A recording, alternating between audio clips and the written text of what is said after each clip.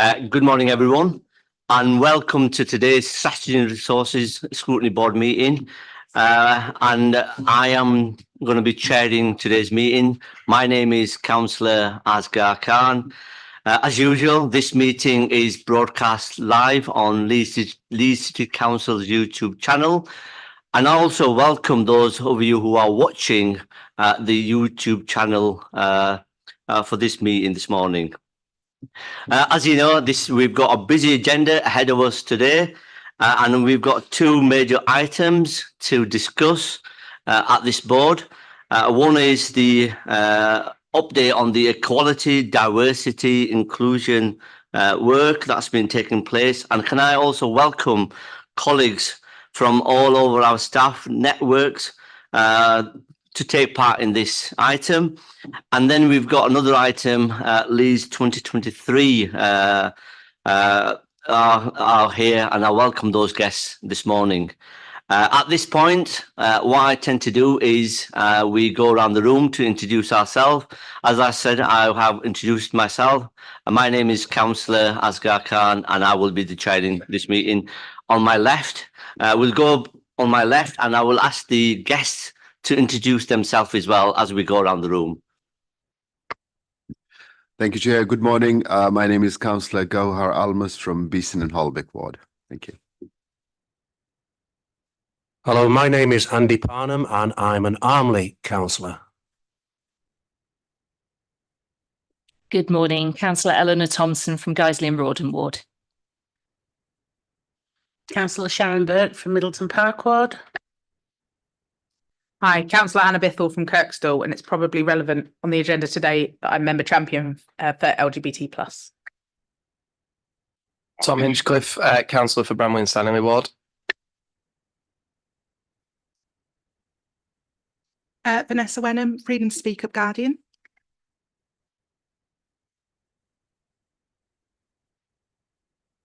For the Head of Service in HR, Network Lead and Armed Forces Lead. Sorry, apologies for that. I'm speaking impediment. Maisie Roberts, Vice Chair of the Dawn Network and HR Business Partner in the Equality, Diversity Inclusion team. Paul Leahy, HR Business Partner in the Equality, Diversity Inclusion team with Maisie and Terry and John.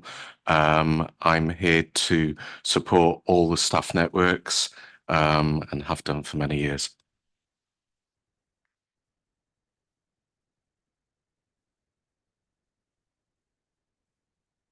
Oh, sorry. Hello. Good morning, everyone. Medj Chowdhury, I'm a HR business partner for City Development. I'm also the lead for the Carers Staff Network.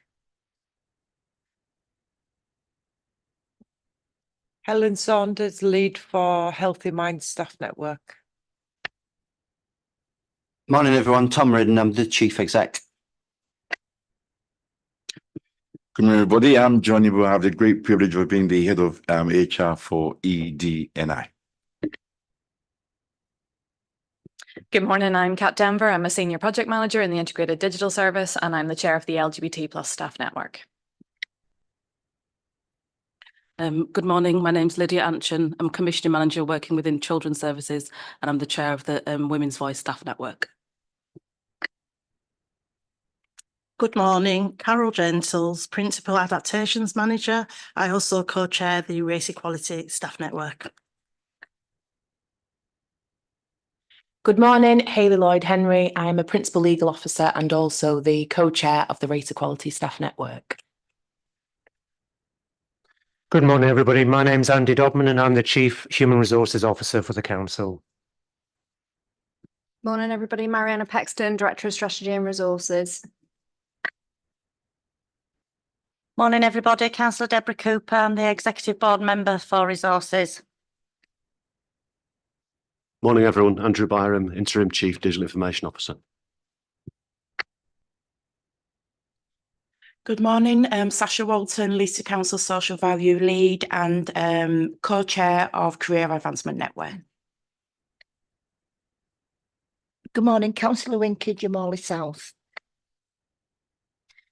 Good morning, Councillor Diane Chapman from Rothwell. Councillor Sam Firth from the Harewood ward. Councillor Andrew Carter, Carbley and Farsley ward.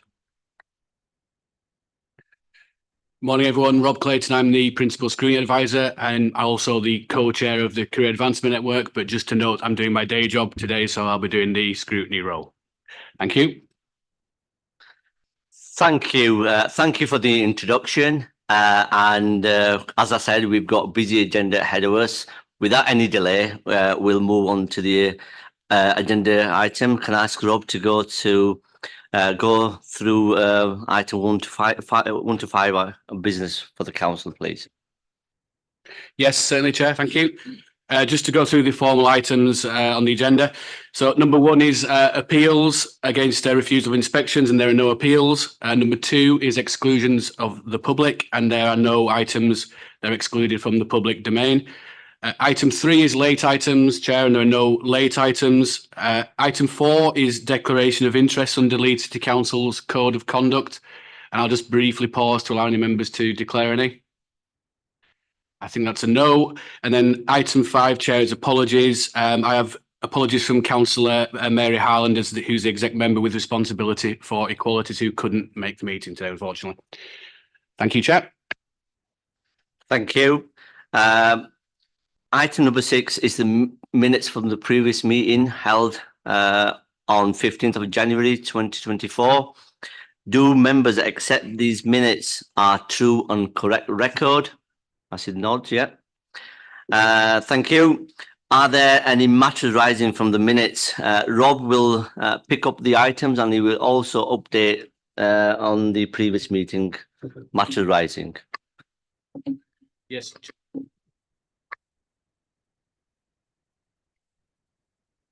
Yes, just briefly, Chair. So there are a number of matters arising just following our January meeting, one of which was financial reporting, which I think members have now received information on HRA that they requested.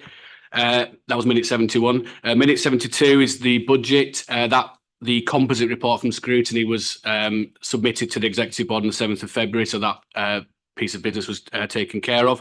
Minute 73, performance report. I do have some additional information on workforce KPIs that the members request. I actually have it, but I haven't had a chance to send it, so that will be circulated later today.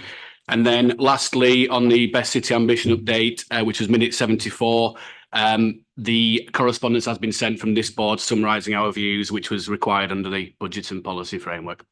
Thank you, Chair. Thank you, Rob. Now, any matter rising from the board members? Shall we go through the minutes page by page? We're on page 7 of the pack agenda. Page 8. Page 9. Page 10. Page 11.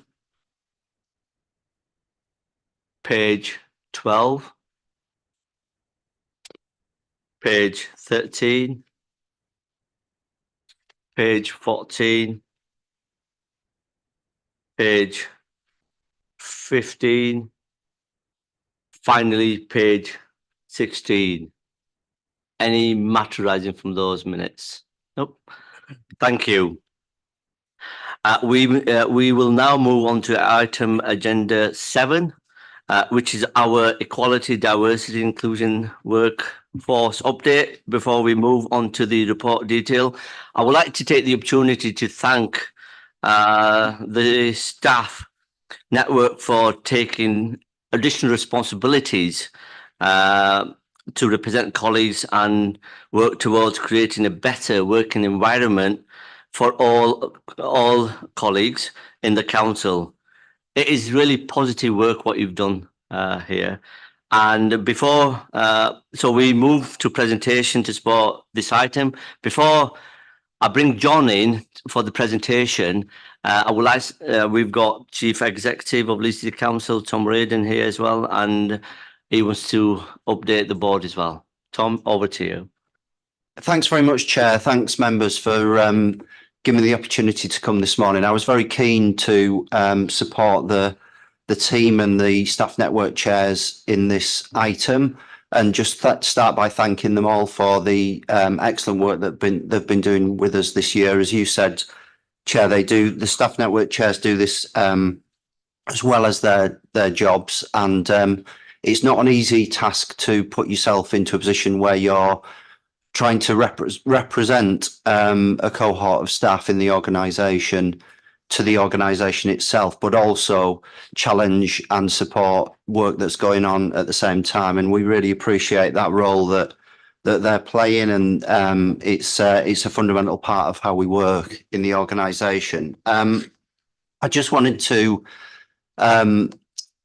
reinforce really how important this agenda is for us. We see it. I've always seen this agenda as very, it's one that I'm very keen to. I've always been very keen to support, having experience in my family and wider of stereotype and stigma at times, and so I've always been one of those people who sees everybody for what they are and wants people to be able to come to work and be comfortable in their own skin and who they are and what they stand for. And I think EDI is about everybody achieving their potential, everybody being able to come to work at a council like Leeds and be able to work together in a diverse cohort, serving what is a very diverse city. We need to reflect the city that we serve, and we increasingly are doing that. So this work has been I've always been really personally supportive of this and wanting to make sure that it was at the heart of what we did, rather than at the, if you like, something that you came to every now and then and you had to tick a box on it. It's really fundamental to what we do. Each staff network has a director champion. I'm the champion of the Healthy Minds Network, working with Helen, and we have member champions like Councillor Bithell as well, who link into the equality hubs as well, obviously, that are really important for the wider city role that we play. This is not an easy agenda at times. It's not one where there's really simple solutions.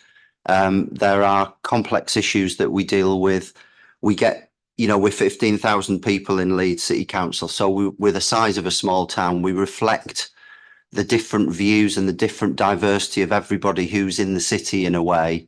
And when things come along like the Middle East conflict, it brings an extra dimension to what we have to do in the organisation and what our colleagues are going through. And we have to recognise that, empathise with that, and try and do what we can to support people in the organisation. But the main thing I would say is that we are making progress on this agenda. I think we've come a long way in the last 2 years in particular, working together with colleagues. The training that we did for the managers, the EDI mandatory training, it's always hard to do anything that's, when you're saying as a chief exec, this is mandatory, because a lot of people's reaction sometimes to that is, are you forcing me to do this? As we all know, you don't really like to be in that situation too much in an organisation, but people reacted really well to it. And I think it was very important that we did it. It's been commended by the peer review that we had done rightly. And I think it is making a difference, but there's always more to do. The lived experience of staff, as we know, as I know, hearing the personal stories from Vanessa as the Freedom to Speak Up Guardian, are not good enough at times. We've got to do more. It will never be complete, our agenda on this, because there'll always be something that will be there to challenge us. So that's our attitude to this. It's something that's really important to us. It's part of the agenda that we have at the senior leadership team regularly. We talk about it because it's so important to us and the organisation and the city regularly. And I'm really pleased to be here today to hear more about the detail and to hear your questions as well. So thank you, Chair. Thank you, Tom, for those comments. And I just also want to echo, we are really proud of our city with the diversity, and that's why I think we are really thriving city and vibrant city in the UK. Can I ask John to go through the presentation, and then I will ask the staff network to do the slides as well and your presentation.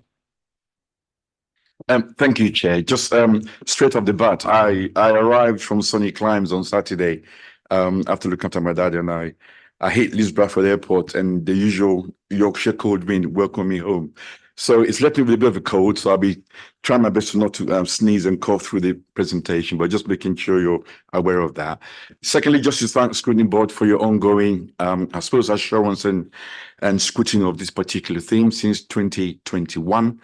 That's very much welcomed. And I think I welcome your views on how we progress this very important kind of theme all through the organization, not just in terms of the workforce priorities, but across the city as a whole. Indeed, one of the recommendations in the report is whether you want to consider a more formal kind of comment to reflect all that work over the last 3 years or so. I think it's important we capture that. So the presentation will be quite snappy and quick. There's quite a few of us in the room, and I'm sure you want to engage in conversation to get a real sense of the progress of the last year or so. So we begin at the beginning, which is always the important thing to do around why we do this work. And we're very clear in terms of the strategy and the approach to EDI, not just on workforce priorities, but across the organization and the city as a whole. So we start with the vision, which sets out those 3 elements: what we do for workforce, what we do with our people, citizens of Leeds, in terms of people and communities, and how we deliver services more broadly across the city. All those 3 elements are unified and underpinned by the same strategic approach, and that's about equality. So the first slide just talks about that. I won't necessarily read through the vision. I think we all should know it by now, and if we don't, we should be asking ourselves questions. We're very clear on that. Okay, next slide, please. So the workforce priorities element picks up 5 key areas: training, recruitment, data monitoring, freedom to speak up and discrimination work, and lastly, progression. So we start on training, which we've done lots and lots of work on, and these slides try to capture in a very kind of as easy as possible way where we got to. So the key facts, remember, is when we came to you just over a year or so ago, we talked about delivering this across 5 key steps. And I'm pleased to say we've delivered 4 of those 5 steps in a real meaningful way. And we're about to embark on step 5, which is actually the reflection. What has been the impact of all this work? Where have we got to? Where are the key learning points? What can we do better? And what do we need to learn from? So again, I won't necessarily go through the 4 steps. I think we've done that before, but we began with a real leadership conversation, went to talk to our leadership teams, prepared the training session in terms of what we're doing with all our 2,200 appraisal managers, deliver that session in a 2.5-hour face-to-face session. And now they went off to firm up their objectives, and we're going to review that in April, directorate by directorate. So a really good success rate on the left-hand side of how we've ended up with that process. Nearly every single appraisal manager has been taken through that 2.5-hour EDI training session, fairly comprehensive. And I know members attended also. We did a session for community chairs, executive boards, cross-party kind of leads. Councillor Cooper was present. We had about 38 sort of senior members in that session. So that message of this being one unitary voice was firmed up. So you can see the key elements on the left-hand side of what we've achieved so far. I won't go through all of those. So the next step, which is step 5, is the main bit in April, where we're going to kind of go back and reflect on where we've got to with all this work. And we're happy to come back to you and share all of that with you once we've done that in April. Next slide, please, Rob. So on speaking up and zero tolerance, Tom has already mentioned Vanessa's role, and Vanessa's here today, and she's really making real progress. There's a lot more detail in the report around Vanessa's role and what she's been achieving. This isn't an easy theme, as Tom said, and we're getting views across the organization, I guess, that we didn't necessarily have before, as another entry point into this area. So Vanessa has been working through capturing all those themes, responding to colleagues, assigning, I suppose, roles and solutions where she needs to do so. She's not the solution provider. That's not her role. Her role is to, as a senior lead, make sure we as an organization are fully aware of where there are good things and also things we need to fix when colleagues raise that as an independent voice. So whilst we work together in the same organization, I'm not linked to Vanessa in that way. We are linked in the sense that this is a central theme and manage that appropriately, but she's completely independent and reports through to Tom and Mariana, but we do talk about what is important so we can connect those themes where there is commonality to make sure we work through those challenges. The staff networks, I think everybody has thanked the staff networks. I've always thanked the staff networks, and they're here to bear that out. I think they're really special species, if I can say that, in what they do. It isn't easy. There's lots of work to do in the day job, but they truly believe in this theme, and that's really important. And it goes beyond passion because they kind of hold me to account.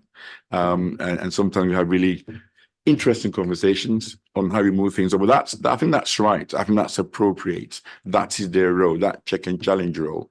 Whilst they're part of the organization, they have a unique voice to colleagues that I wouldn't necessarily have working with the human resources. So again, we work closely together. I meet with them on a regular basis, and they bring issues that they think needs raising with me. They have audiences with, obviously, with Mariana, with Tom, to make sure we have, again, we're clearly sighted on what's happening across the organization around this issue. They're really important. I can't say any more than that. So I think we're moving from talking about EDI being something that has to be embedded. It is being embedded. That's a real move from where we were. But where the message was EDI has to be the golden thread, EDI has to be the golden theme. I think we're beyond that. And the conversation actually at a granular level in the organization is changing. Doesn't mean we're there yet. I think we're moving the dial around what this thing means for us as an organization. All right, next slide, please, Rob. So on recruitment, the last time I came here, I spoke about a task and finish group, and some of the members of the staff networks are part of that task and finish group. And the role of that group is to focus purely on recruitment and progression. Again, to help us kind of pull through key themes that they're picking up and be part of the solution. So actually what we've developed through that group has been driven by challenge and pushed through by the task and finish group. The makeup of the group is fairly mixed. It is, grade agnostic, as I call it. So there's a director involved down to, I suppose, lower grades, but we're not being hierarchical. What's important is that we have a kind of breadth, kind of a range of views in the room on important issues. And the group has led and helped develop, clear guidance for managers on inclusive recruitment and selection, diverse recruitment panels, and how we implement that with managers. That's all now in place and available for managers to use. We are testing that, and we did a survey to kind of establish how far that guidance was being followed, and you can see the data there. The whilst people are fairly aware of the guidance that we've launched, 65% use the diverse panels. That still isn't as much as we like, but at least it's being used. And the view that obviously 75% found it challenging to form diverse panels without a pool. And we're looking at how we create a pool. So when you're recruiting, when we get to the opportunity to recruit out of a financial challenge, that there are people available to help you form a diverse panel. Right, next slide, please, Rob.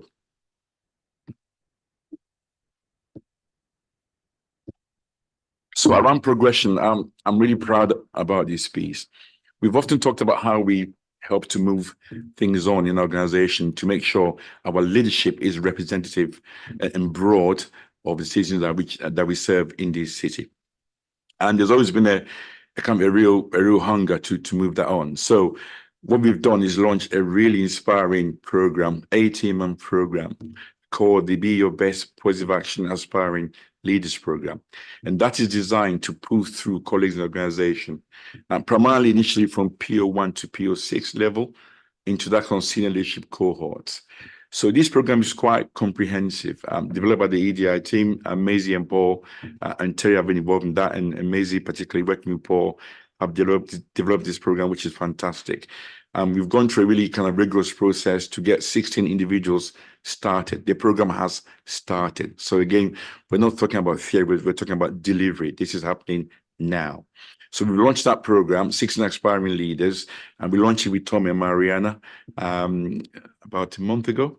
Yeah, colleagues are nodding, that's right. Yeah, I've just come up from holidays, so I'm getting there. About a month ago, and I'm really pleased that that's now off the ground.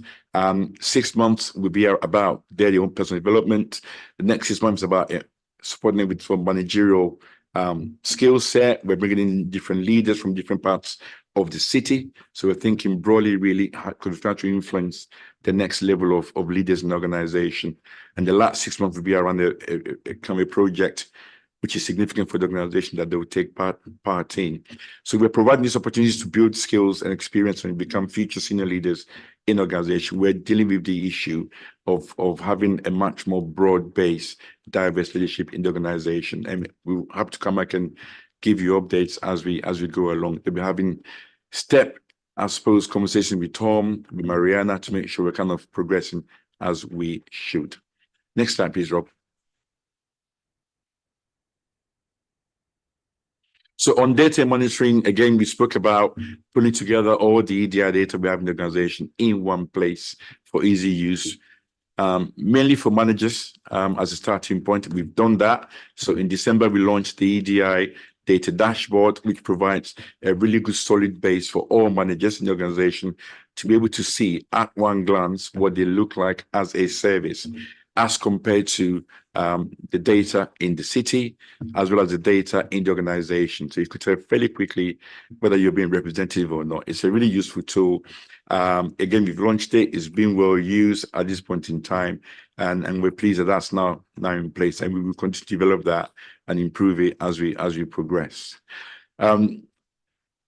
The staff survey was quite comprehensive, and the information from the staff survey is being used to target and work through where we think we need to do more work in specific areas. We're already doing that with some bespoke work and with particular services already across the organization. Next slide, please, Rob. So this is trying to show you where we are in terms of organization as compared to the latest census data for the city. And again, I'm going to go through the individual circles, but you can see the comparatives where we sit, where we think we're okay, and where we think we need to probably do a bit more work.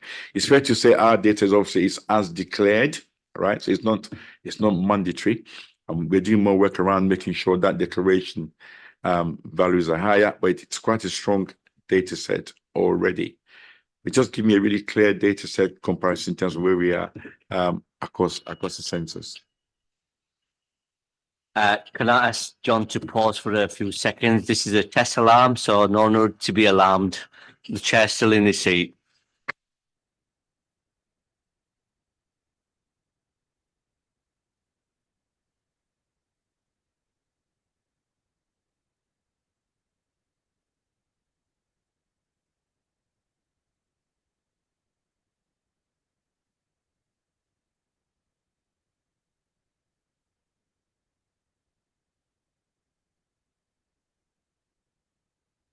Thank you. Every Monday, 10:30, we get this alarm as well, fire alarm test. John, carry on, please. Thank you, Chair. I nearly stood up there. I thought it was time to get out. So on to our final slide, I think, Rob.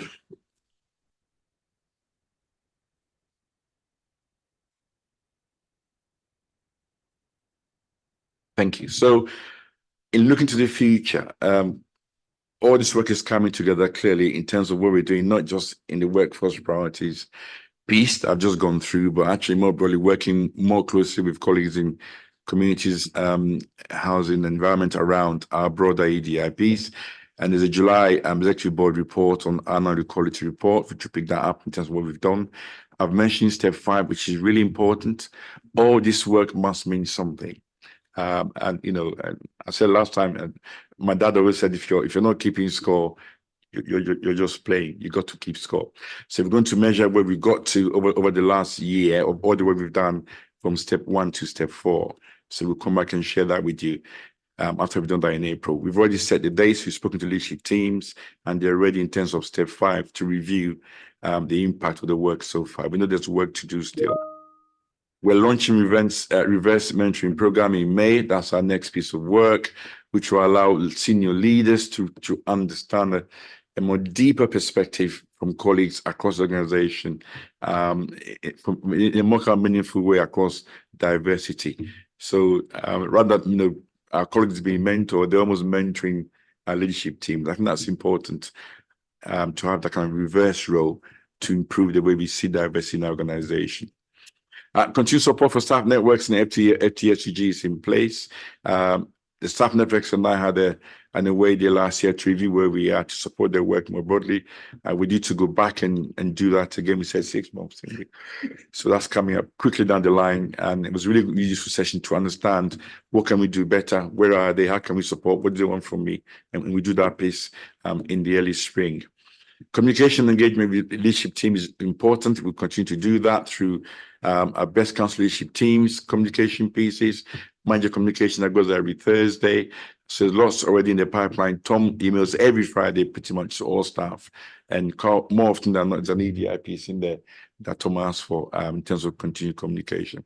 So I think I'll stop there. There's quite a lot I've run through fairly quickly. There's more detail in the report. I'm happy to take any questions from Scrutiny. Thank you, John, for the excellent presentation. And before we start asking questions, can I ask the staff network if they want to contribute to this item? And if you've got any slides, please, Rob will share those slides as well with the board members. And then I will ask Vanessa to comment, or if she's happy to just answer our question as they arise.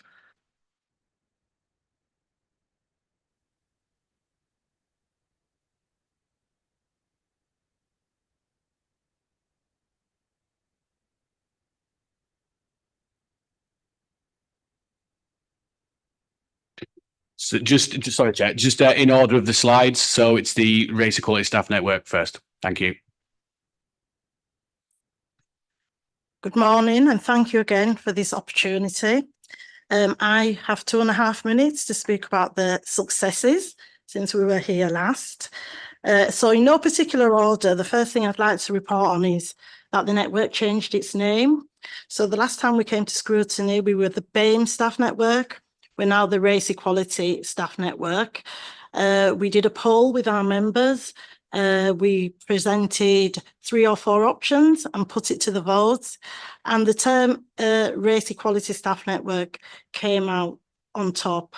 And the organisation, we also asked our members what they would like to be referenced to instead of BAME, and the term of choice is ethnically diverse. So we worked with the organisation on that, and going forward, that is the terms that we choose to use. In terms of recruitment and progression, this is something that is really, really important to ethnically diverse colleagues.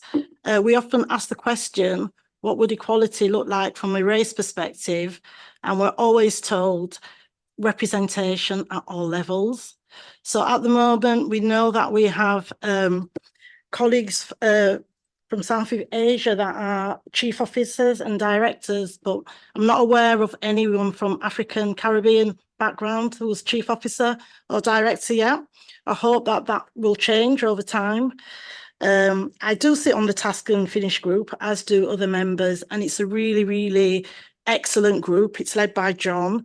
We have some really, really important discussions, and it's not easy. We know that the position that the organisation is in wasn't intentional, so we want to be intentional in making a difference in terms of how we recruit and who we recruit, because we don't believe that at the moment we do have underrepresentation in terms of numbers.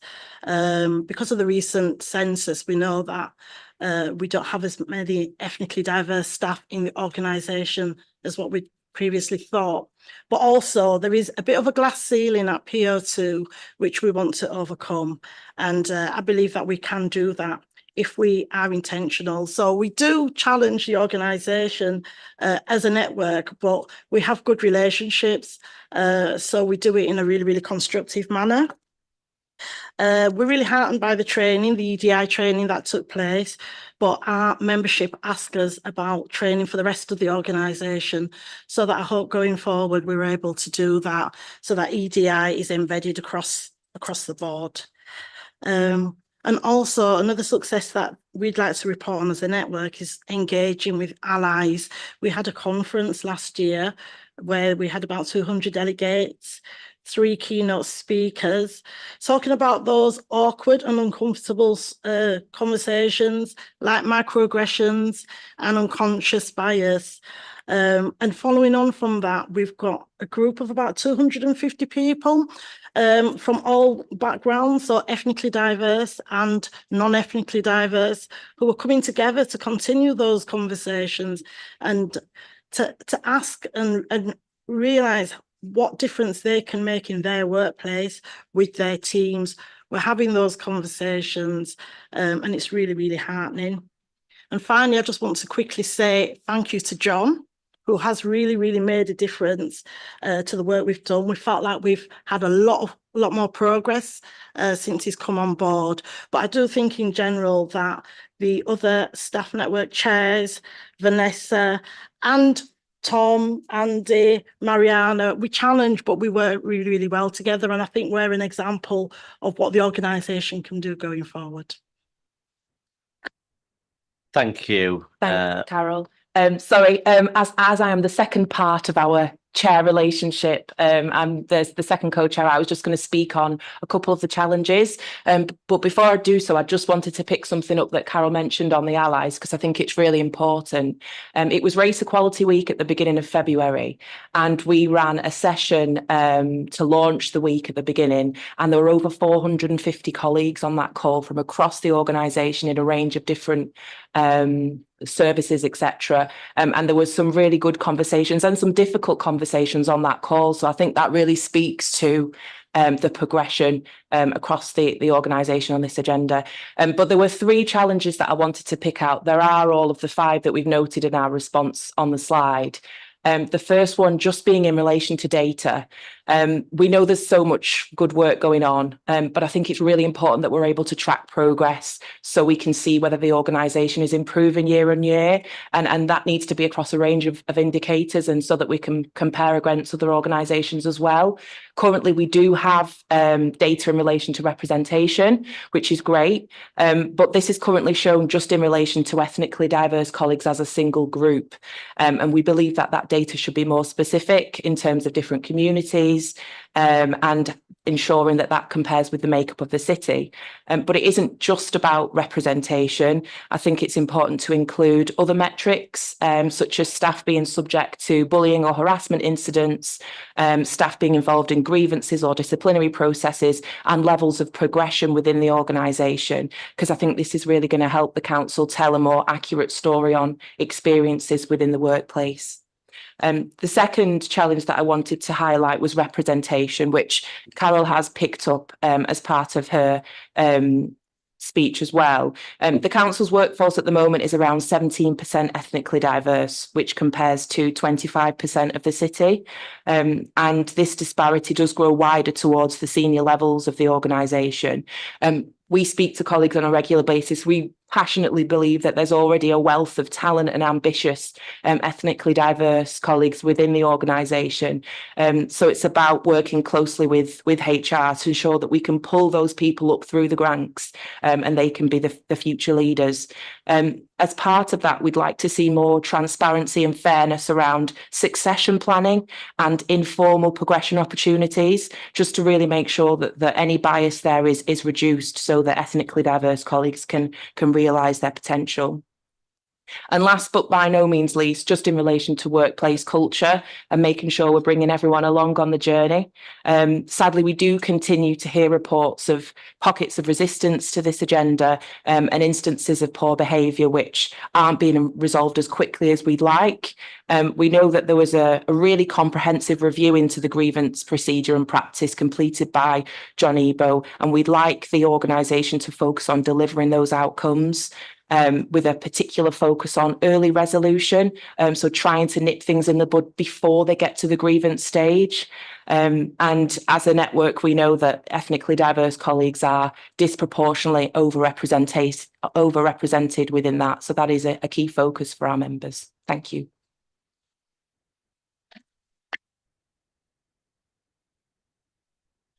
Good morning. Thank you for the opportunity. So I'm Lydia Anchin, the chair of the Women's Voice Staff Network. I thought just to give a bit of context in terms of where we are as a network. So I took on the role of chair in 2023, December 2023. And prior to that, the network hadn't had a chair for almost 2 years.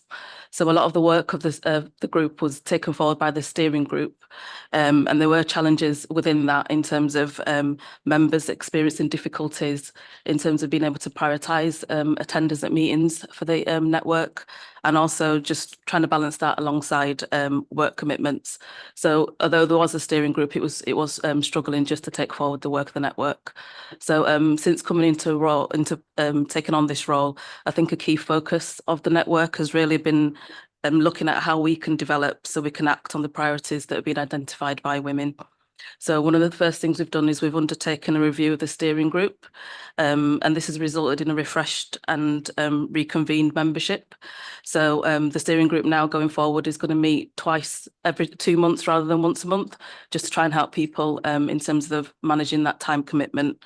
We've also got Councillor Hesselwood, the lead member for women, who's on the steering group as well, and our CLT lead, Julie Longworth, will be attending our meetings every other meeting. So alongside the steering group, we've also got a role around network ambassadors. So these are women who are part of different directorates and within different services who want to play more of an active role in the work of the network. So we've been doing some work just around developing their role and trying to help them amplify some of the key messages from the network, and also just identify some of the key issues that may be arising within their service areas and feeding that to the steering group so we can act on them. And we've also, alongside that, got a Facebook group with over 1,000 members, and that's been a really key way for us to connect with women who may not have access to emails through work. So that's a really good way for us just to update on progress of the network and also get feedback from women. One of the key things that we've been doing over the last few months is we've put out a call to the network for women just to share their experiences of working within the organisation, where they've been impacted by where it's been impacted by their gender. So we've had quite a lot of feedback and consultation with women, which has really helped us identify what our priorities should be going forward. So in last year in 2023, the network held a successful International Women's Day, and through that and various consultations, we've been able to identify 4 key priorities really. The first priority is around women's life course and health and wellbeing, and just having really clear strategies and policies for women. I know we've done a lot of work around the impact of menopause on women in the workplace, but the feedback from women is around other health issues that they may experience that impact them within the work. So that's one of our key focuses for this year. We've also, another key theme was around career development and progression, and some of the challenges, particularly for women who work part-time or who have caring responsibilities, and some of the challenges they experience in perhaps undertaking training and development opportunities that are put out across the council.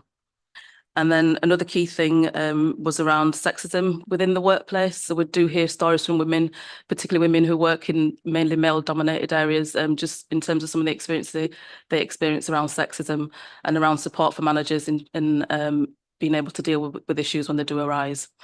And alongside that, we've also working with our lead member for women, looking at developing a partnership approach to look at doing a campaign to make misogyny a hate crime.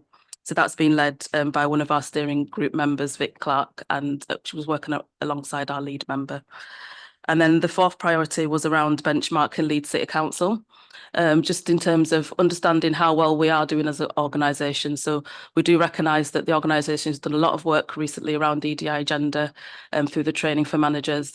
And I guess one of the key things for us as a network is looking at the themes and issues that are coming forward from women, is to really understand how that's been impacted with all the work that's been done around that. So I guess that's one of the key things around that.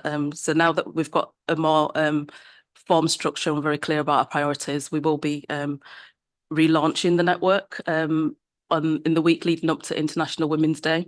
So we've got a series of events planned for that week. So we'll have a launch event on the Monday just to introduce the network again and go through our priorities and talk about how we're hoping to take these forward going forward. And then during that week, we've got a series of sessions in relation important to our priorities.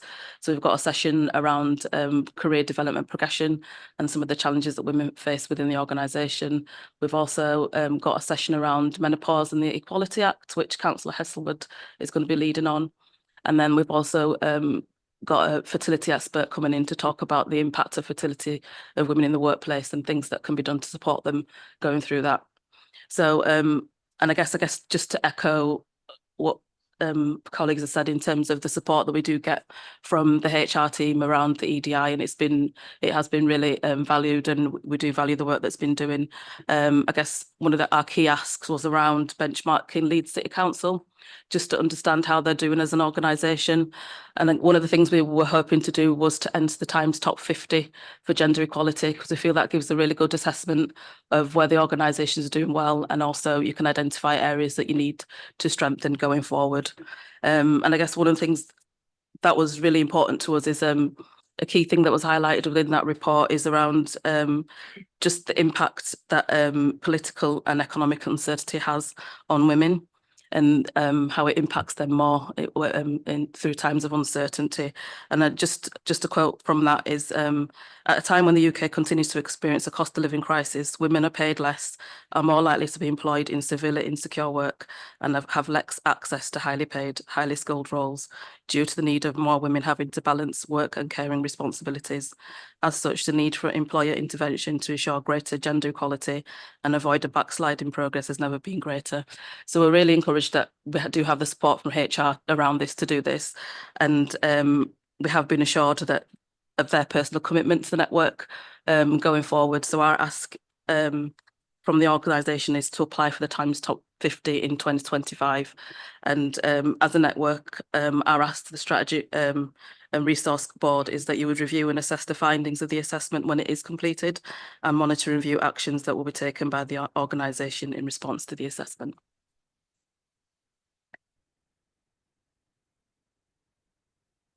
Good morning. I'd like to say it's the first time I've been referred to as a special species, and so I'd like to thank John particularly for that. That's exactly the way I like to start my week. I'm speaking on behalf of the LGBT Staff Network, and it's an extremely full-on slide because we're an extremely full-on network, if I'm entirely honest. We're one of the longest standing networks in the organisation. And over the last year, we have had really good progress. We've had increased network membership, and we also have a tea talking space, which is a drop-in chat that any staff can access, which runs on a weekly basis. We also run bi-monthly open forums, which allow staff the opportunity to come in to hear about the work that's being done by the steering group, but also an opportunity for staff to interact with each other, because we appreciate, particularly since COVID, that those opportunities have become lessened because people are less in the workplace. We've had some really successful delivery of training in the organisation, particularly led by some trans staff on gender identity. And we've worked very strongly with Children's Services, supporting them with some policy redevelopments they had about supporting social workers, particularly on some changes that were taking place on the core system, and how they could have these conversations in a sort of successful and engaging way with children and families. We've also managed to improve some IT systems, which means that staff who wish to record their pronouns on the system are able to do so. It was one of the swiftest IT changes I've ever seen, and having worked in IT, I feel that really should be celebrated. We successfully delivered Leeds Pride again. We work obviously in collaboration. Leeds City Council doesn't lead on that, but there is a core group of people in the council who support those activities, and I think it really cannot be strongly emphasised enough the amount of effort that goes into the planning for Leeds Pride from a organisational standpoint, from a safety standpoint, and also from the staff engagement. This year we had over 100 staff engaged with us who took part in the activities. We're really pleased about that, but in reflection of having 15,000 staff, it feels like we could do better and we could do more. It feels also quite telling that other organisations in the city tend to have a bigger turnout. So one of our big activities this year is to try and have more staff engaged in participating in Leeds Pride, which will be at a different weekend this year. And also we have successfully submitted the Workplace Equality Index. This is again a substantial piece of documentation that we submit. It is 160-esque pages by the time it's finished. That goes through at least 20 staff in the organisation. It takes probably hundreds of hours worth of effort to it, and I really want to emphasise that there's significant effort in that, and that benchmarks us. That's something we've done historically, and it's something we're taking ongoing and active review about LGBT inclusion. The same themes generally come up with it, and they are normally things that we are restricted within accounts that we're able to do, and particularly in a financial climate. Our challenges are, and I will be mindful of the sort of the complexity of this, we are a political aspect of inclusion at the moment, political with a small p and a big P. There is a climate of hostility and politicisation of LGBT identities and rights that staff within the UK and across the world are currently facing, and that is felt very keenly by staff within the organisation. We are experiencing higher instances of hate crime, despite the fact that hate crime has dropped nationally. Hate crime against trans people increased 11% last year. It decreased against LGBT people, but we know that historically, as a community, we don't report these because of historic mistrust. So hate crime is increasing for the community, and staff that face that also face higher incidences of things like depression, which therefore contribute to impact on the workplace. The big challenges and the sort of constructive ask that we sort of say is that organisationally, we feel that there are pockets of this organisation that are extremely committed to LGBT inclusion, and there are great people who are doing work within this. However, there is a lack of consistency within the organisation in engaging on this agenda. I feel like the view of the steering group that we've discussed is that the ownership of LGBT work in the council falls on the back of the staff network, and there isn't a sort of consistent basis, and that is one of the key challenges we like to offer back to the organisation. At the minute, the equality team of the staff network run the majority of the events or work across the year. Also, as well, in terms of LGBT lived experiences, we do feel that because of I think there is a culture of anxiety regarding LGBT identities, and that sort of prevents some of the engagement to do this. We've seen some really positive work on this, and within our staff network partnership and within other forums, we've had really successful engagement on this. But again, that consistency is where I think the organisation really needs to sort of progress over the next sort of coming years with that. So in terms of that, our priorities going forward, as the other two staff networks have said already, allyship and ambassadors are very, very key to the work as a staff network partnership we're doing together. All the staff networks have agreed together that's our key aim. We currently run talking spaces, which are staff spaces run by lesbian staff, gay staff, bi staff or trans staff. And we want to take those further. We want to incorporate a neurodiverse space, because we also appreciate from feedback from our network that there is a keen ask for that allows staff to have an opportunity to speak together. At the moment, we're currently undergoing a survey that's gone out through the network. We've had some really, really excellent feedback within that, and very much linked to the data that John's already presented. We do have that whilst we are in line nationally in terms of LGBT representation, and we are lower than the representation in the city. But coming out from within that survey within the first 2 weeks are that staff do not declare because of anxieties within the organisation of that data being misused, or the fear of what it does to them. So I really want to emphasise that yes, we appreciate there are also complexities to why staff will not self-declare, particularly in this aspect of their identity.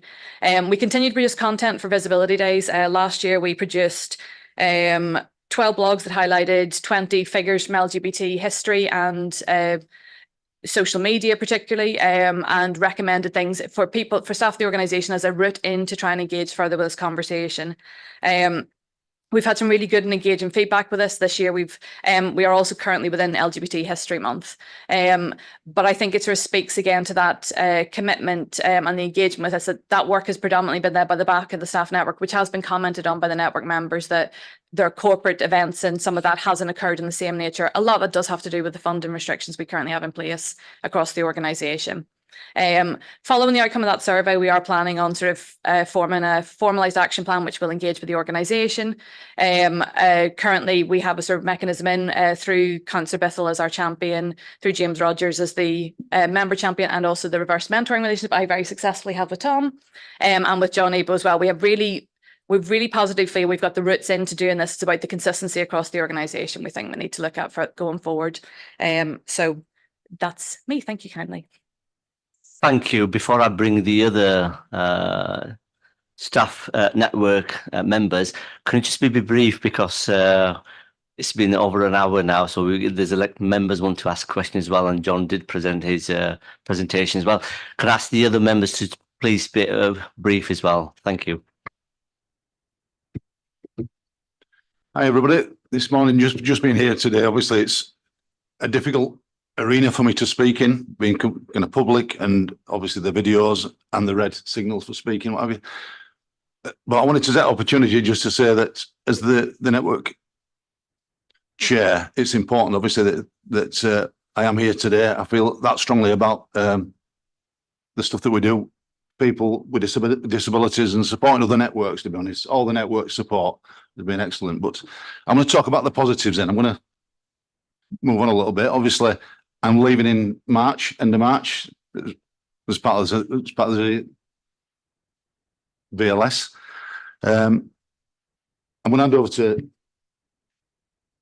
Maisie, who's going to lead on the network work, but I just wanted to reflect 1 or 2 seconds then, and I won't be long, but it was about reflecting my years of service and the EDI work up lately since John's been here. I took the network over in 19. We give the network a voice. We listen to people on the network. The network are the people, the drivers. I'm only here to represent them.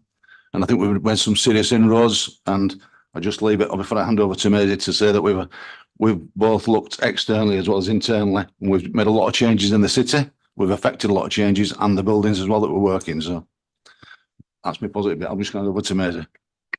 Thanks, Terry.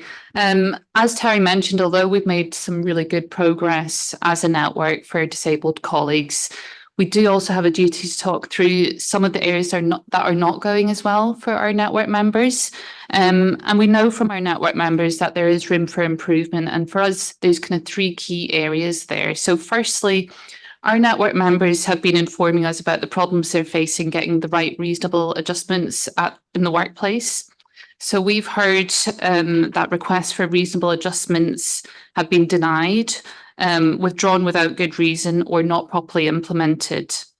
So we've learned from our network members that managers don't often have a good understanding of reasonable adjustments and why they matter.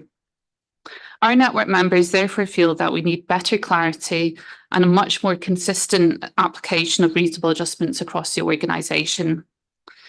Secondly, we've also noticed that as a network that there are an increasing number of disabled colleagues that are stuck in the performance management and sickness systems.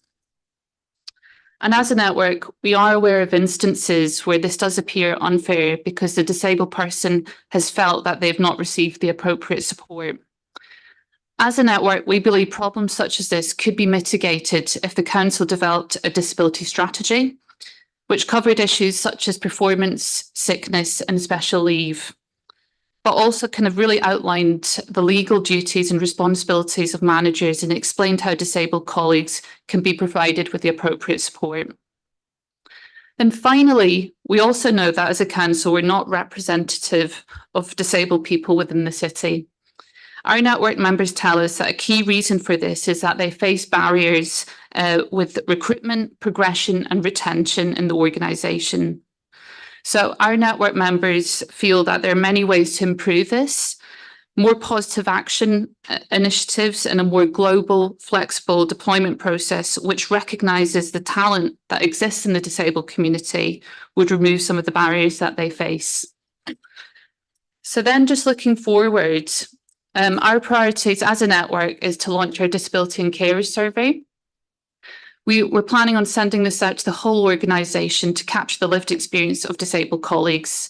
And we're going to be using the findings to influence change and inform the work that we do with managers, senior leaders, and other kind of key internal and external stakeholders by continuing to build our relationships with them. Thanks very much.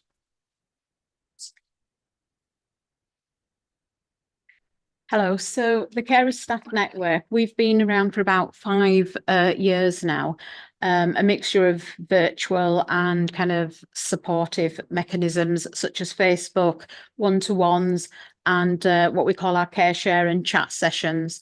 We have a strong arm with our Super Families Carers group, which is who have a focus on parents and carers of children with long-term medical conditions. I think one of the difficulties we face as a network is because in the past we've relied on carers to come forward and be part of the core group. It's always an issue of work-life balance because people have a lot going on both at work and at home. And so in terms of the core group that we have, it's hit and miss how many people we have, who's engaged, who's supporting. So the service that we provide as a network does go up and down. We are building on that this year, and that's one of our priorities, to try get more people interested in supporting the network and its work, but also to have ambassadors and allies, which is a wider priority for us. We're working collaboratively with Dawn and Healthy Minds on a staff survey, which my colleague has just talked about, which we're looking to launch in spring. That's on the back of the staff survey that was done and the kind of things that carers, disabled staff and people with mental health conditions have identified as things that we need to look at. Lockdown obviously was the pivotal point, really, in terms of carers being kind of nationally recognised, that yes, there is, you know, this group of people that we do need to support. And I think post-COVID, a lot of carers have found it difficult to get back into work. Their lives, you know, for 2 years had changed, and it's about supporting them in the workplace, supporting the organisation, provide tools and provisions to help them achieve that work-life balance. Some of the things that have come up through our groups and meetings are things like flexible working, special leave, and the support and the understanding of managers and the organisation when it comes to those kinds of issues that they have. So I think one of the asks for us is to obviously help raise awareness, because there are some legislation changes this year around flexible working and carers leave, to support that process for with the organisation to promote, but also to look at more clearer guidelines in terms of what support is available. One of the things that was kind of a light touch rollout was the supporting staff at work charter in COVID, which off that is the carers passport and the disability passport. We're looking to review that. The network had drafted that. We're looking to review that, and obviously, hopefully, if we can launch that in a better way, in a more fuller way, then more people will understand. It's a good document. It helps managers have a good quality conversation, which sometimes, obviously, we know as individuals we're not necessarily equipped to do. Or don't understand the wider kind of conversation that we need to have with employees. So as a network, we're supporting HR to try achieve that and improve that going forward. And some of those things are from the survey that have been done. And obviously we've got the survey to come. Another priority for us is the carer confidence benchmarking accreditation. So the network has drafted the submission for that, but due to financial pressures, obviously we have put that on hold. We were looking to go in low, but I think it gives us a window of opportunity to maybe with HR look at, you know, kind of what we can evidence going forward, how we can improve the experience of carers in the workforce, and maybe look to go in at a slightly higher level when we can do next year, you know, put the submission in. Thank you. Hi, everybody. So Healthy Minds is a peer-to-peer support group for people who with mental health issues, or for people who want to support people with mental health issues, or just for some information. We do 2 sessions a month on different things to do with mental health, such as finances and mental health, such as stress and mental health. We've also got a Facebook group that's quite lively as well. So, you know, people are adding to that every day. I think the success story for me is because we find it hard getting to the front line. And we all do. You know, it's not just me, but I've managed to get through to LBS, and we started up a men's talking group up at LBS. So I went up when it started, and there was like two guys came in, had a cup of tea, had a biscuit, you know, they were talking away. And then the next time I went up, there were 30 men that was in there having a cup of biscuit, you know, talking away. So I think that's really, really good on that as well. We've also got a women's talking group up there as well that's just started. So I haven't been to that one yet, but you know, the lady showed me that it was going down well. I also did a mental health first aiders conference because I'm a mental health first aider trainer for Leeds City Council as well. So we did a conference on the 20th of December at the Civic Hall. We had some brilliant speakers, including Vanessa, Tom. We had, you know, Emma J from HR. We had Ian. There were some brilliant speakers, brilliant day. You know, people took a lot away from that, and we're going to rerun that April 15th of April for those that couldn't attend. So we're going to do it on Teams for those that couldn't attend because obviously it was just near Christmas, wasn't it? We have how you feeling sessions, gives staff the chance to come and have a chat for an hour. So we have how you feeling sessions, and they've been called a lifeline just for that member of staff to be able to get away for an hour. The only thing I'm probably coming up against is the fact about managers not allowing the staff the time off to go and attend staff network things. So like the how you feeling session, you know, there's been some people telling me that, you know, the managers won't let them go to it, or they can only go to it once a month or stuff like that. So that's the challenge that I'm facing on that. You know, people have said that them sessions are a lifeline. Ongoing challenges for me, reducing stigma. I know when I came last time to Scrutiny Board, that was a priority. So I did that through more training. So hopefully, you know, I've trained another 100 and odd people. So hopefully, you know, it is reducing. And just getting through to the front line, I think, this year, and making managers aware, you know, when we send the Healthy Minds newsletter out, get it on notice boards, you know, give it to people when you give them the pay slips, let them know what's going on. You know, I know it's a lot easier said than done, but I think this year we'll manage it. And I've had good support from Tom as well, who's been the Healthy Minds lead, and all the other staff network leads as well.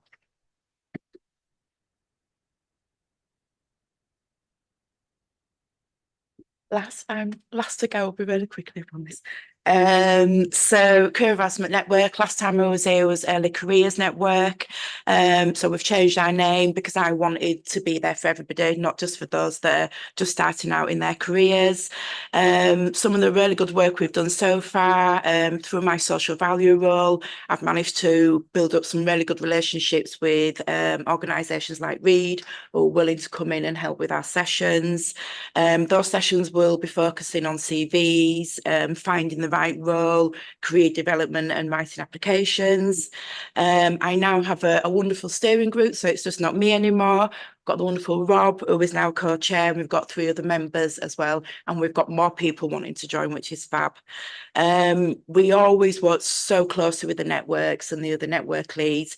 I've been sat listening to their stories, and every single one of them, I think, I've mentioned career and progression. So, you know, Rob and I in our steering group are just part of that.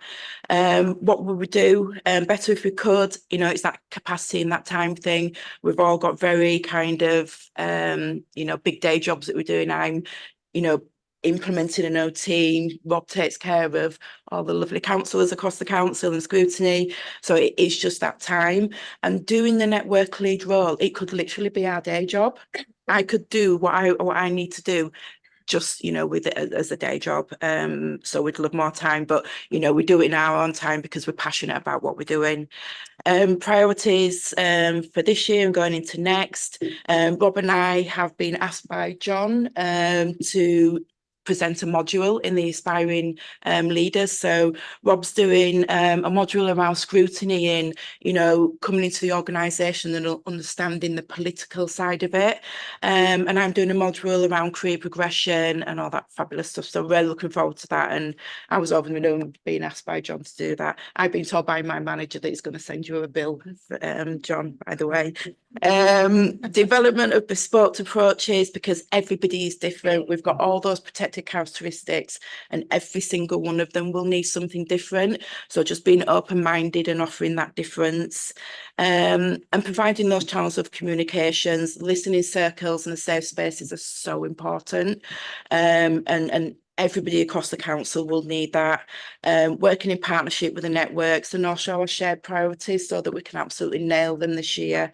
I often kind of look at the other groups and see that they're doing webinars and events and things like that. And sometimes I go to Myron and John and say, I don't feel like I'm doing what I'm meant to be doing. But what we do a lot of is pick those people up when they're at the very bottom and they've got nowhere else to go. And it's things like working with them and putting the time in and then getting a phone call to say, I've got that promotion, or I was in that interview and I've got your voice in the back just ticking away, you know, giving me that advice. So that's what I take away from that work, just really getting hold of individuals and helping them and helping them be in a better place. But yeah, it's a wonderful role to be in, and I think we're all just really thankful. Thank you. Is that at the end? Yeah. Thank you for to all the staff network members for your comprehensive presentation. And can I take this opportunity to thank Terry for his service, and I wish you good luck on your retirement. Next, I've got Vanessa. Do you want to comment or do you want to answer questions as they arise? Or if you do comment, can you make it brief, please? Thank you, Chair. I will make a very, very, very brief comment. Thank you so much to you all for inviting me here today. I'm really proud of our organisation because freedom to speak up is not something that we had to do. The NHS had to do it. We don't have to do it. We are embarking on a journey. It's going to be an interesting journey, but the support I feel from all the officers in the room and elected members as well has really been overwhelming. I'm not going to say that we don't have work to do as an organisation. I think Tom is right. The lived experience that I hear, you know, often could be and should be better. But we are on the right lines. So what I will say about freedom to speak up is that it is what the organisation makes it. Freedom to speak up can be our superpower. Listening to our colleague voices and making positive changes where we need to can absolutely be our superpower in this organisation for our workforce. But we just have to make sure that we are using it in the right way. And I will leave it there. I hope that was brief enough for you, Chair. Thank you, Vanessa. Councillor Cooper, do you want to comment now or shall I bring you as the discussions goes in? Thank you, Chair, and I just want to thank the staff networks for coming today and telling their story of the work that they've been undertaking, and want to take the opportunity to thank Terry for his work that he's continued to do while he's been here at Leeds City Council, and you will be missed. You'll be sorely missed, Terry. So, but I know you've made a difference to people in this organisation and how they're able to carry out their role much better because of how you've assisted them and spoken on their behalf. So thank you for that. I will leave it at very brief comments, Chair, for now, and I will come in towards the end if that's okay. Thank you, Councillor Cooper. Now, any comments or questions from the board members? I've got Councillor Amas. Thank you, Chair. I'm aware of the time, so I'll try to be brief. What an amazing, presentations from all of you. So I congratulate you all in terms of doing the hard work that you're doing, because it's quite a hard sort of subject dealing with it. Being an EDI champion for the West Yorkshire Fire and Rescue Authority myself, so I understand and appreciate the hard work that goes into it, and it's a constant challenge. In terms of the demographics, obviously stats speak for themselves, and we've got the statistics of the city, next to the workforce. So in terms of reflecting the demographics of the city, which is truly diverse and vibrant city, and I'm proud to be a Leeds citizen, and of course most of you who are from Leeds would be as well. In terms of going to, for example, it's a couple of double-edged swords that we're dealing with in terms of the categories. So, for example,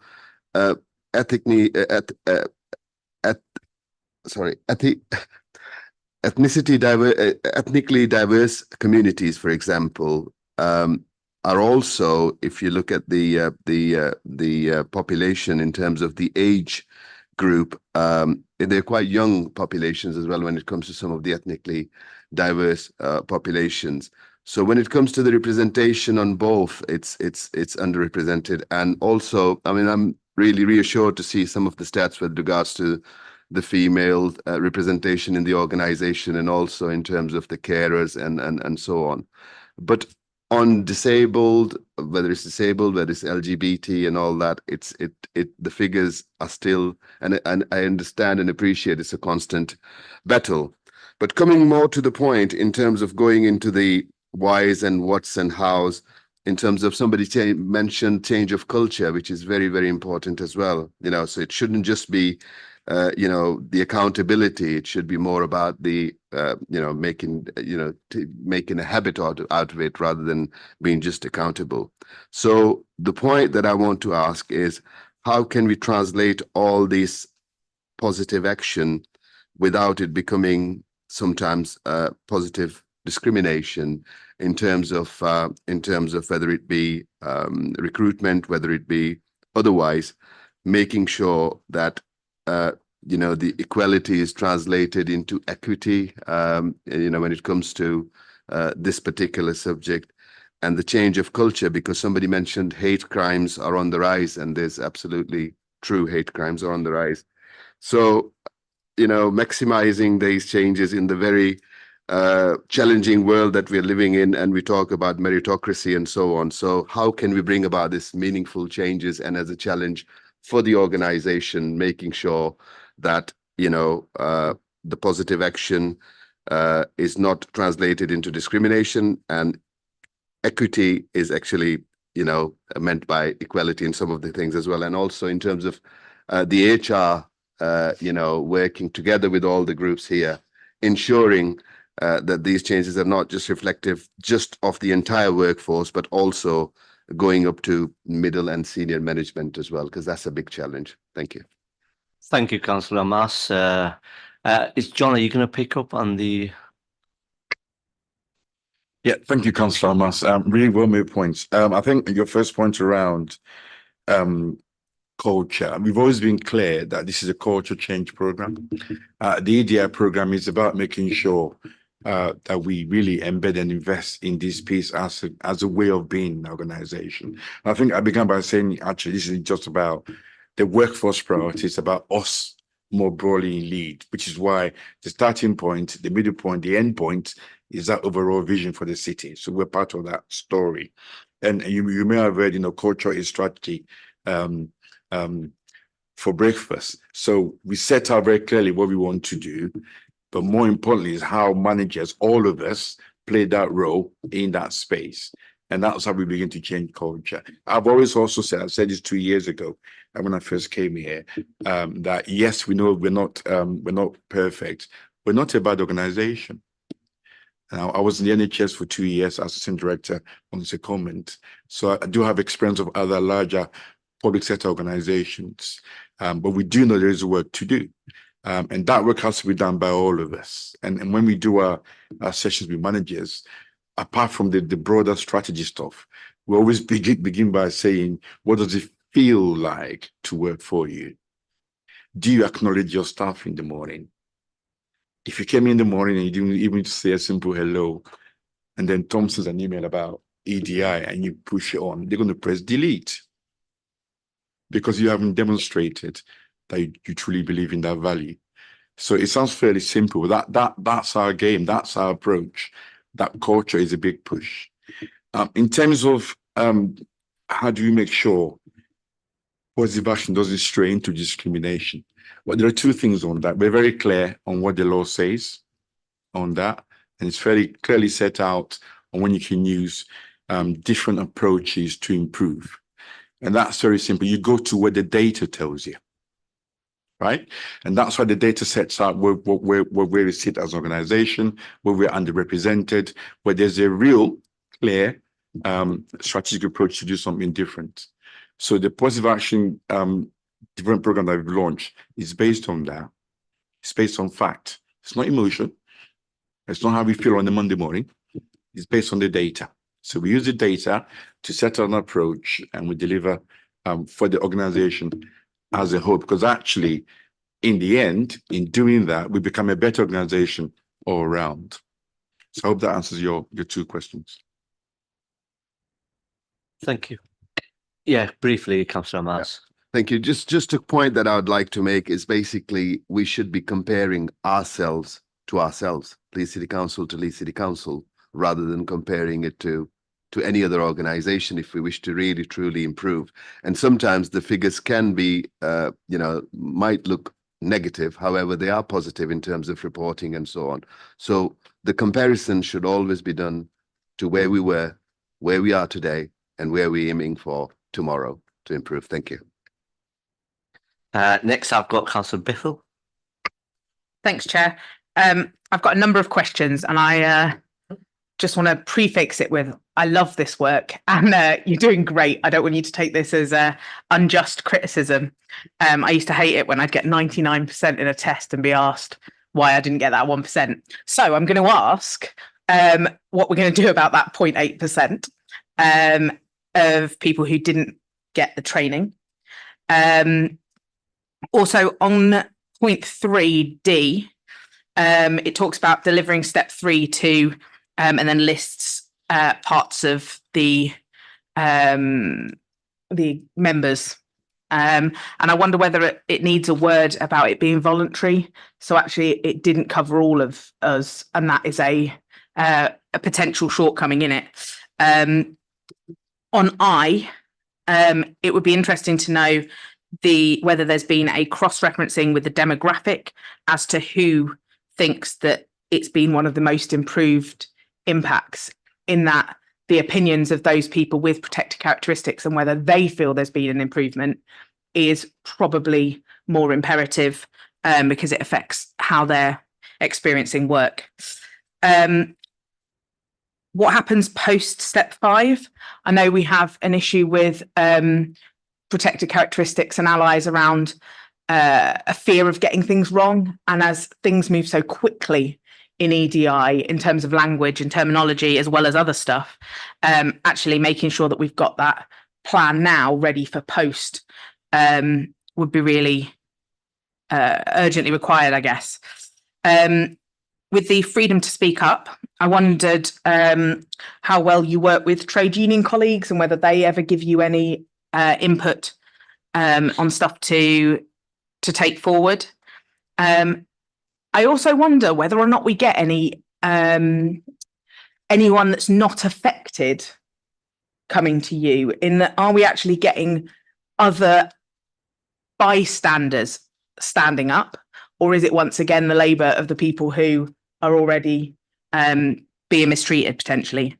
It talks in the report around the frontline services and the digital divide, and I wonder whether we've looked at having freedom to speak up champions that are on the front line that can feed stuff in rather than it having to go directly to you, as that's a difficulty. And because I can already feel Councillor Khan's eyes on me, I'm going to skip a couple of questions. Okay, but I'll email them. Don't worry, you won't miss out. And then around the staff networks, I was really pleased to hear about all the work that's going on, and also really pleased to hear about the fact that we are working together. One of my questions was, how do you guys use each other to combat the sort of intersectional discrimination? So I was really pleased that you guys covered that. I wonder, now that we've taken on a local protected characteristic around care experience, and we're looking at having a member champion for care experience, whether we'd consider having a staff network for care experience for our staff. And the final one I'm going to actually say aloud is on the Be Your Best Being Representative slide. It doesn't say any stats for our trans staff. It says includes trans in male and female, but it doesn't break it down by trans members of staff. And we know that our trans community is underrepresented in employment because of stigma. So it feels pretty important that we include that moving forward, please. Thank you. Thank you, Councillor Bithell. And as efficient chair, I have to have eyes on everyone, not just you, Councillor Bithell. So can I ask John to come back on this, answer the Councillor Bithell's question? Thank you, Chair. Councillor Bithell, you drive a hard bargain. Gosh, 0.2%.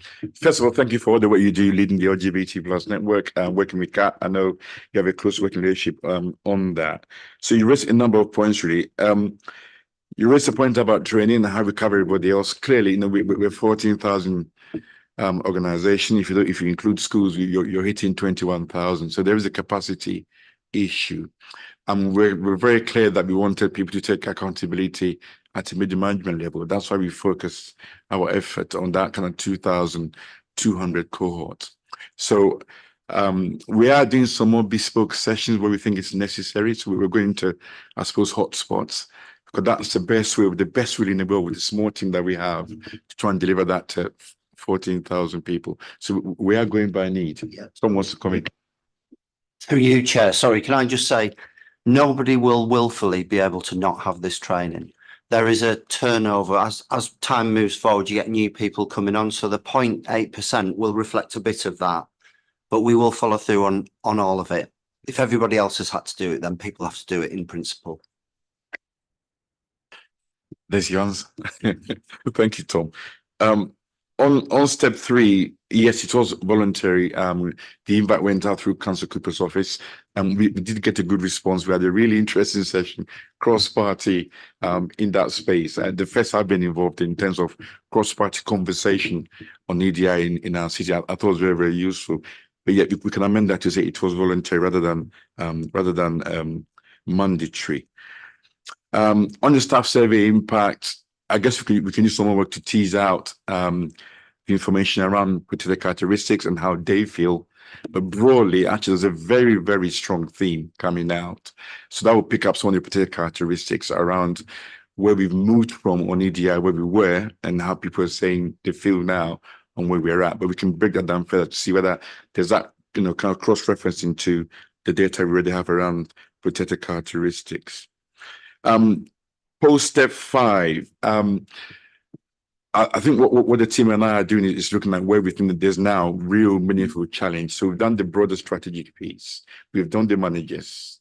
So we want to target the effort a really meaningful way around service areas where we think there's a real special support, if I can say that, to move the EDI journey on, because we're a very large organization, as you know, Councillor Bithell, and the culture does vary in some places. So we are already doing 3 pieces of work with 3 different services, which Paul and Maisie are leading, working with leadership team in those spaces to try and help them move things on. And some are already planned. We've already done one with a particular service, which we held in at the Waste Resource Centre. That was quite a good session. So we're targeting the effort now beyond step 5. I do want to come back though to a point of accountability. The EDI team cannot be a training team. That's not what we do. We're there to facilitate, move on, encourage, and push and develop in a real kind of positive sense. But if you spend our time just training people, we don't shift it down on that accountability bit. And our managers have to own that. I'm a manager, I own that, I have my own objectives. And there's a real sense in that they have to own that. So I do kind of often bat away the request for training, because they've got to own that. But where there's a real issue that we're sensing, particularly if I'm talking to Vanessa and I'm picking some way up, we can do targeted support to those services beyond step 5. I'll let Vanessa pick up the question around trade unions and FTSUG. And the care experience kind of staff network, we're talking to Meg and other colleagues, Louise, around how we do that. Do you form a separate care experience? Now, where do we build into the carers network? I don't know what the answer is yet. It's fairly new. I think you make a very good point about us making sure we pick that up. And equally, the trans data, we try and tease that out, but people don't often always say that because it's information has been provided voluntarily, and what they declare and don't declare is entirely at their behest.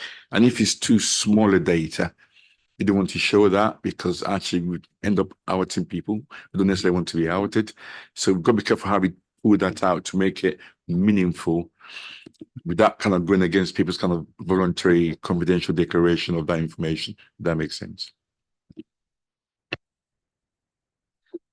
Thank you, John. I've got next on the list is Oh, sorry, there was just some points that Councillor Biffle asked around freedom to speak up. I'll be really quick. Thank you for your questions, Councillor Biffle. So in terms of trade union, this is sort of a two-part answer. On an individual basis, yes, there's really good sort of working relationships.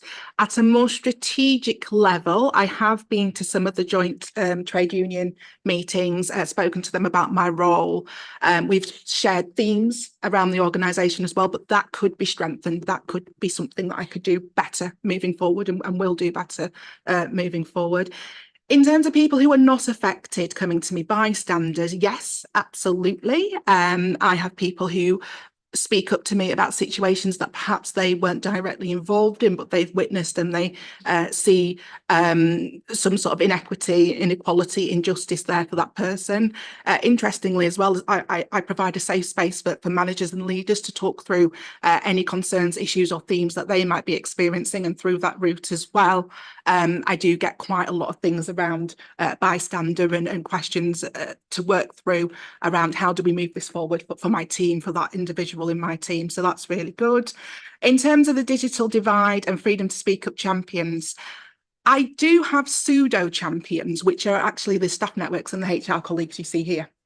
They do bring me a lot of work, as well as our colleagues in internal audit. We work quite closely. I'll often refer things to them. They'll often refer things to me. So that's quite an interesting one. The sticky part about champions is that a champion cannot be a full guardian. So the work will come back to me. And it's about managing my capacity for that. In an ideal world, would I have a freedom to speak up guardian in every single directorate? Absolutely, I would. But back here on earth, in reality, we've got to just carefully manage it, because I am one person for 14,000 colleagues. Does that answer your question? Perfect. Thank you. Thank you, Vanessa. I've got next Councillor Chapman. Yeah, thank you, Chair. It's mainly just a comment, actually.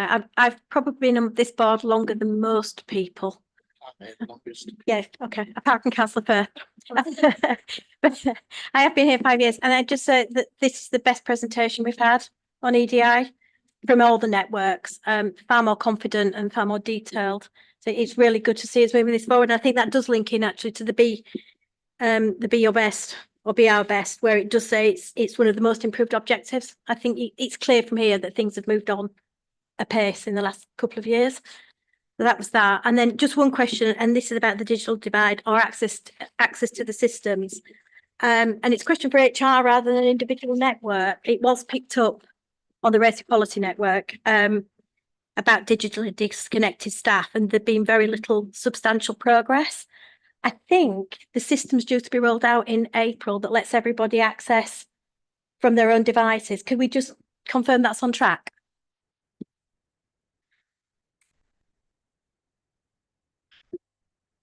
Thank you, Councillor Chairman. Yes, it is on track. So the core business transformation programme, which probably Scrutiny will be very mindful of, is on track. So it will enable staff right across the organisation, those online currently and those not online, to be able to have access to functionality.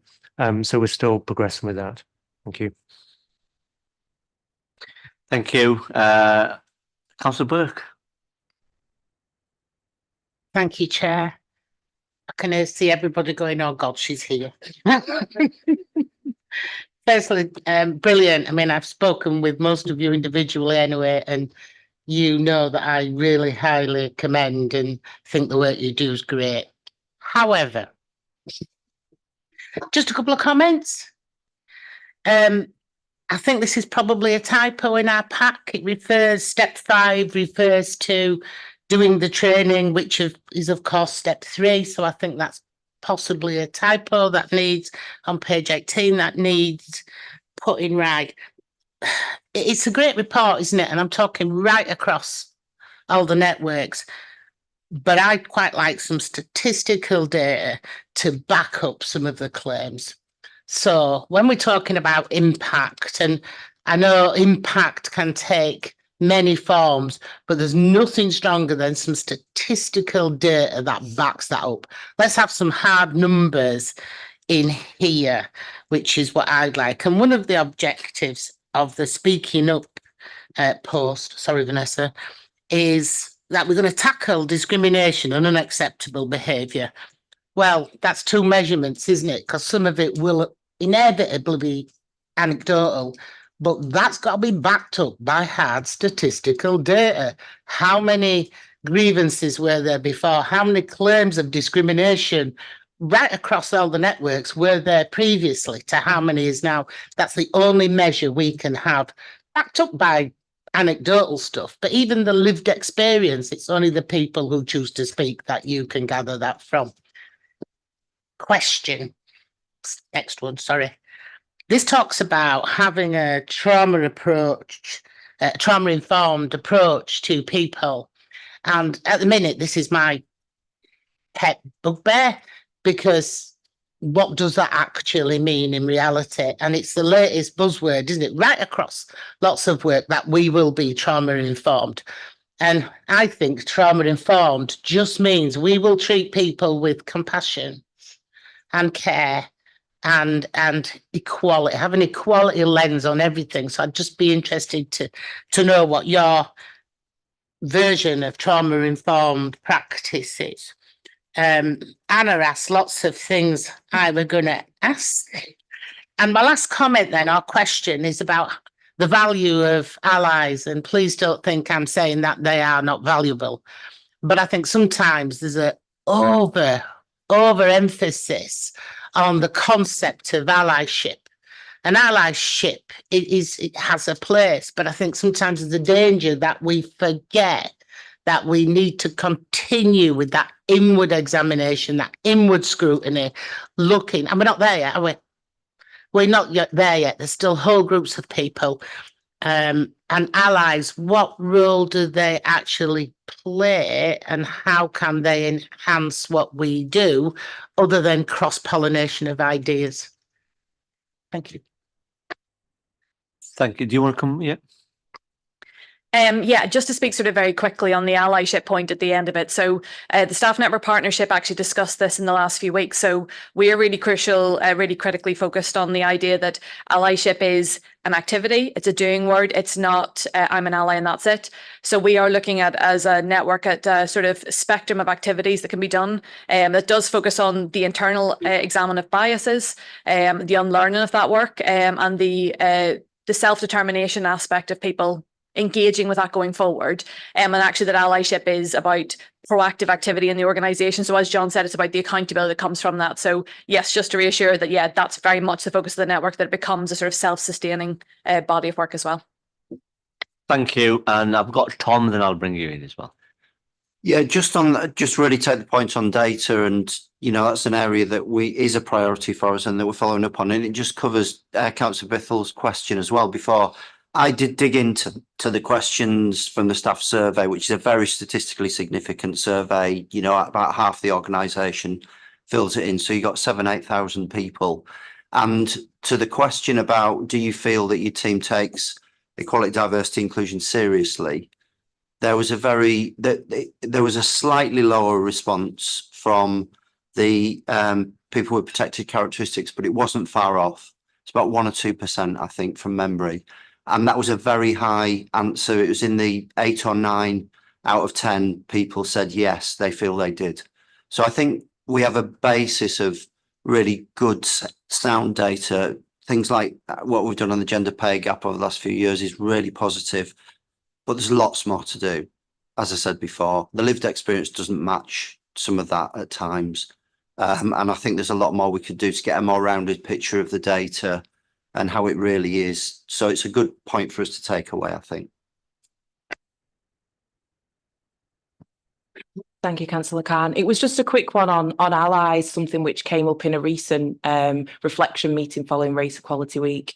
We were having a discussion about microaggressions and who could and should speak up in situations. And someone who was in a sort of more senior position as an ethnically diverse colleague spoke out in that instance and said, and in a lot of the situations, that person wouldn't want to speak out because it always seems to be her, and how valuable it is when someone else actually notices a microaggression and picks it up as an ally. So I think it's just reinforcing the importance of those active bystanders, as Councillor Bithell has referenced before.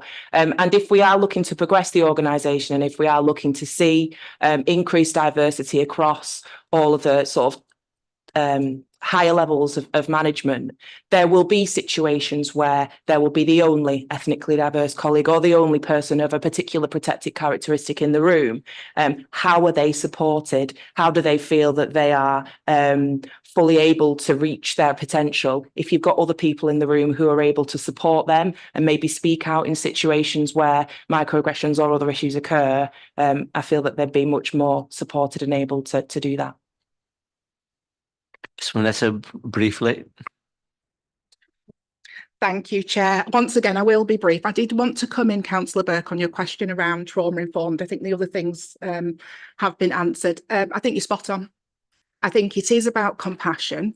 But when we break down compassion, compassion isn't just about being kind. I think a lot of people think about compassion as just being kind. Compassion is kindness plus understanding and then action. That is what compassion is. So when I say we need to be more trauma-informed, we need to be able to recognise that there is a diversity in lived experience. For some of these people, it has caused them significant trauma. And when we kind of quantify that, so for example, a really basic example of that in a workplace setting would be not re-traumatising somebody by asking them what their trauma is and how that impacts them at work and what reasonable adjustments do they need. That's not being trauma-informed.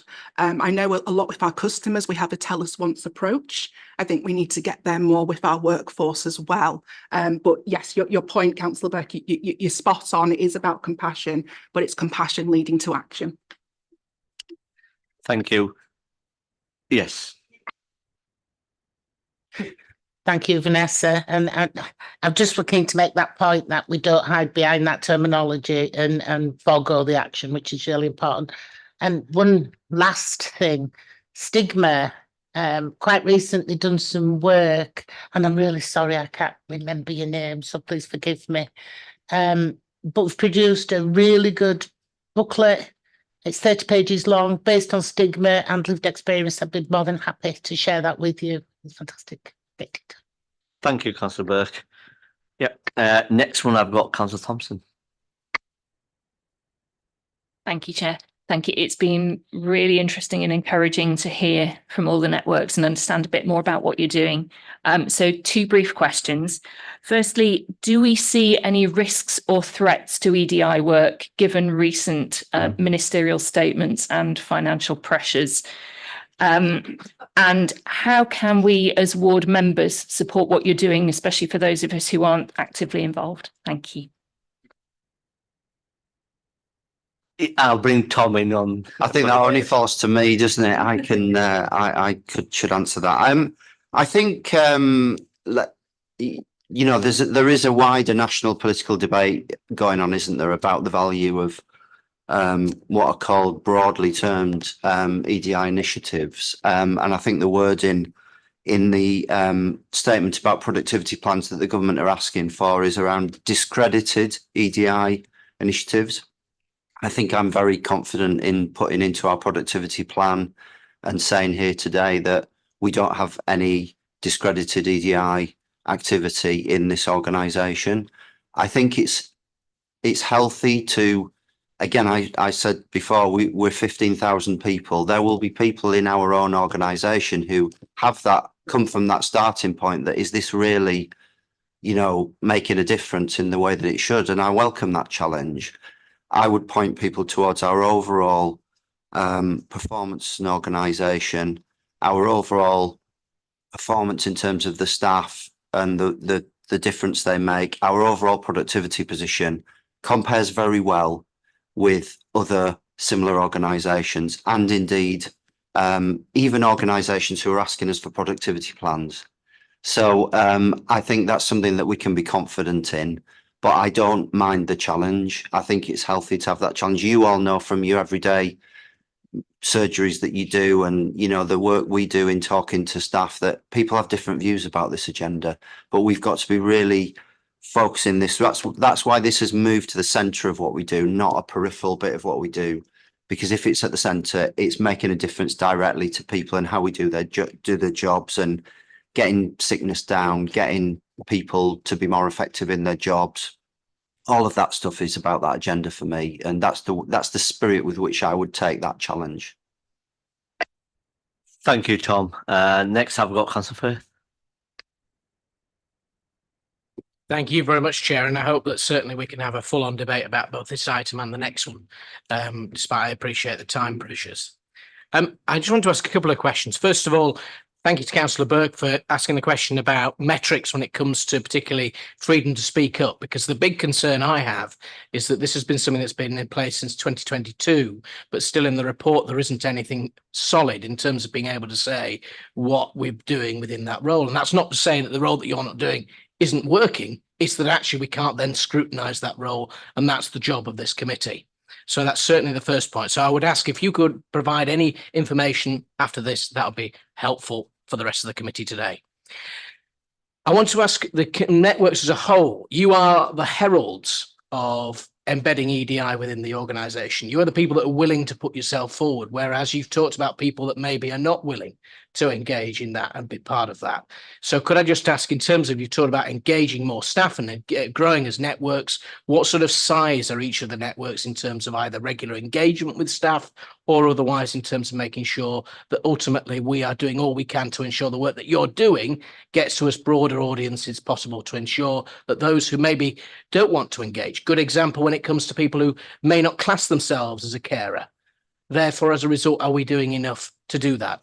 There was also a particular point that was raised by one of the co-chairs of the Race Equality Network about the representation of ethnically diverse staff, and I mentioned a figure of 17.5%. Now, in January, that figure from September was 15.5. So I just wanted to I just wanted to ask whether that is a significant increase. If so, it shows that certainly the work that we're doing is actually having a positive impact, and ultimately, is there any particular examples that we can give to help with that? And as a fourth question, because I want to get them all in, there is the mention of the Be Your Best Positive Action Aspiring Leaders programme, which is a programme that we want to make sure to help that our future workforce, as well as our current workforce, is more diverse than it's currently. What were we not doing before that's meant that we need to push that ahead to also make sure at the end time, as Councillor Alma said, that we ensure that meritocracy and also equality are not mutually exclusive. They can both work hand in hand to ensure that we have a workforce that represents our city. Thank you very much. Thank you, Councillor Firth. John, do you want to respond to Councillor Firth's question? Then I'll bring the other officers if they want to do it. Yeah, thank you, Councillor Firth. I think Vince will probably pick up the metrics question on FTSUG, and then maybe network staff can pick up the one about engagement by them with staff. So the other points you raised was around the positive action program. What were we not doing before? What is different, I guess, this time is that intention. We're very clear that we're making that intention real. I think in the past, clearly, we haven't had such a diverse program to target a particular need. And to be clear, the program was open to a broad range of protected characteristics, including all women. So that's a large part of the organization in any case. The other protected characteristics could apply.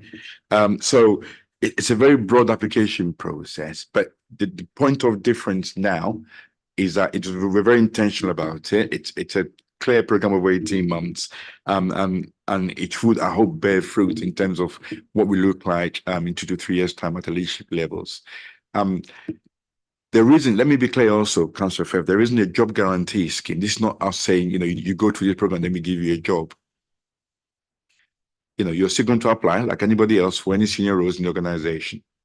But what we have done is listen to our staff who said, there is what looks like a clear gaping issue in the organization around senior levels, and you ought to do something about it. And we're providing that particular platform based on data to do that.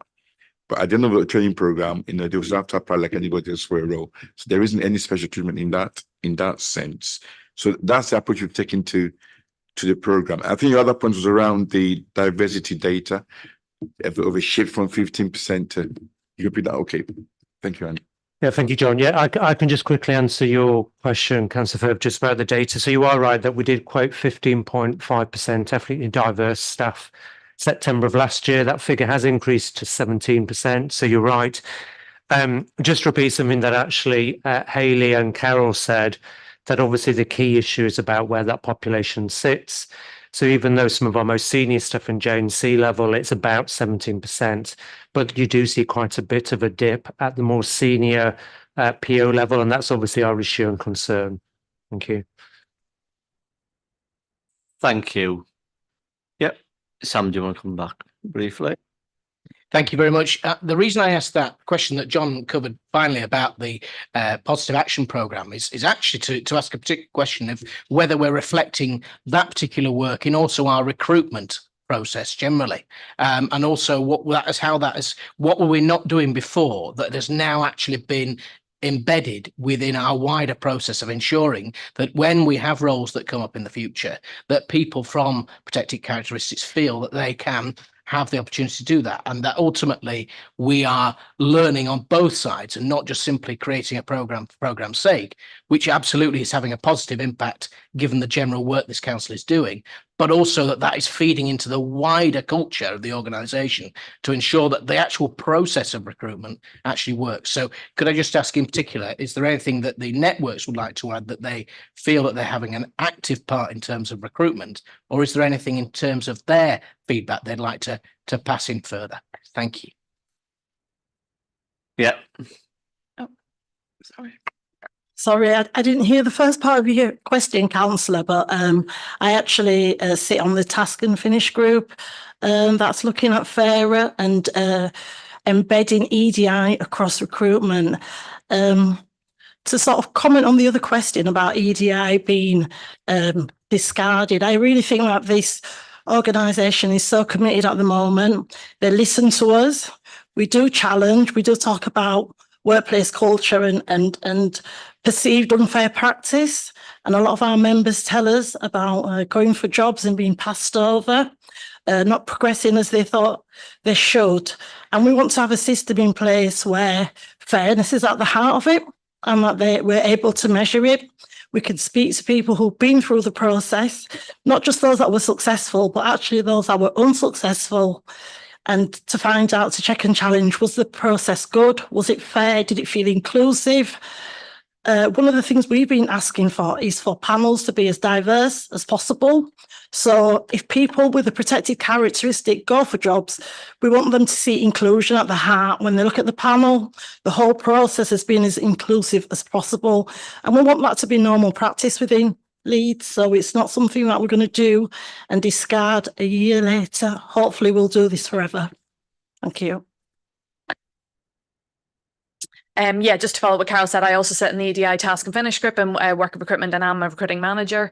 Yeah, I want to echo that. I do really feel like this is looking at the heart of it. I think that the EDI task and finish group has been looked very much about how to join up the strands of a lot of this work together, which I think is historically sometimes where councils and lots of organisations fall down, is lots of initiatives run and they don't tie and they don't feed into each other. I can sort of say very confidently within that we've had really intensive discussions and really challenging but healthy discussions about what a diverse panel is, because are we talking about visible or invisible characteristics, and about the complexity of that not leading into double-edged swords when it comes to that, and also not about staff having to out themselves in multiple aspects to reflect that. So we talk about very strongly about the diversity of thought, particularly on panels as well. So I really want to sort of emphasise as well, like Carol said, speaking as a staff network chair, I do feel like a lot of this is tied in together. I feel like the initiatives are feeding into each other and are very cyclical in the way that we do it. And speaking to your question earlier about staff networks and the engagement mechanism, my network has a couple of hundred on our distribution list.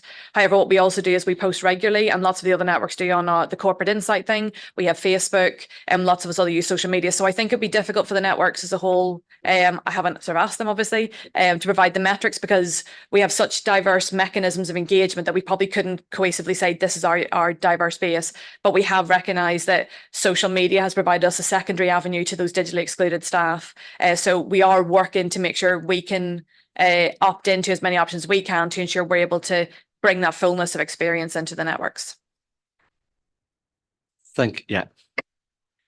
And yeah, being the career advancement network lead, sit on the EDI task and finish group as well. I've got 8 years of recruitment from Life Banking Group, my previous role.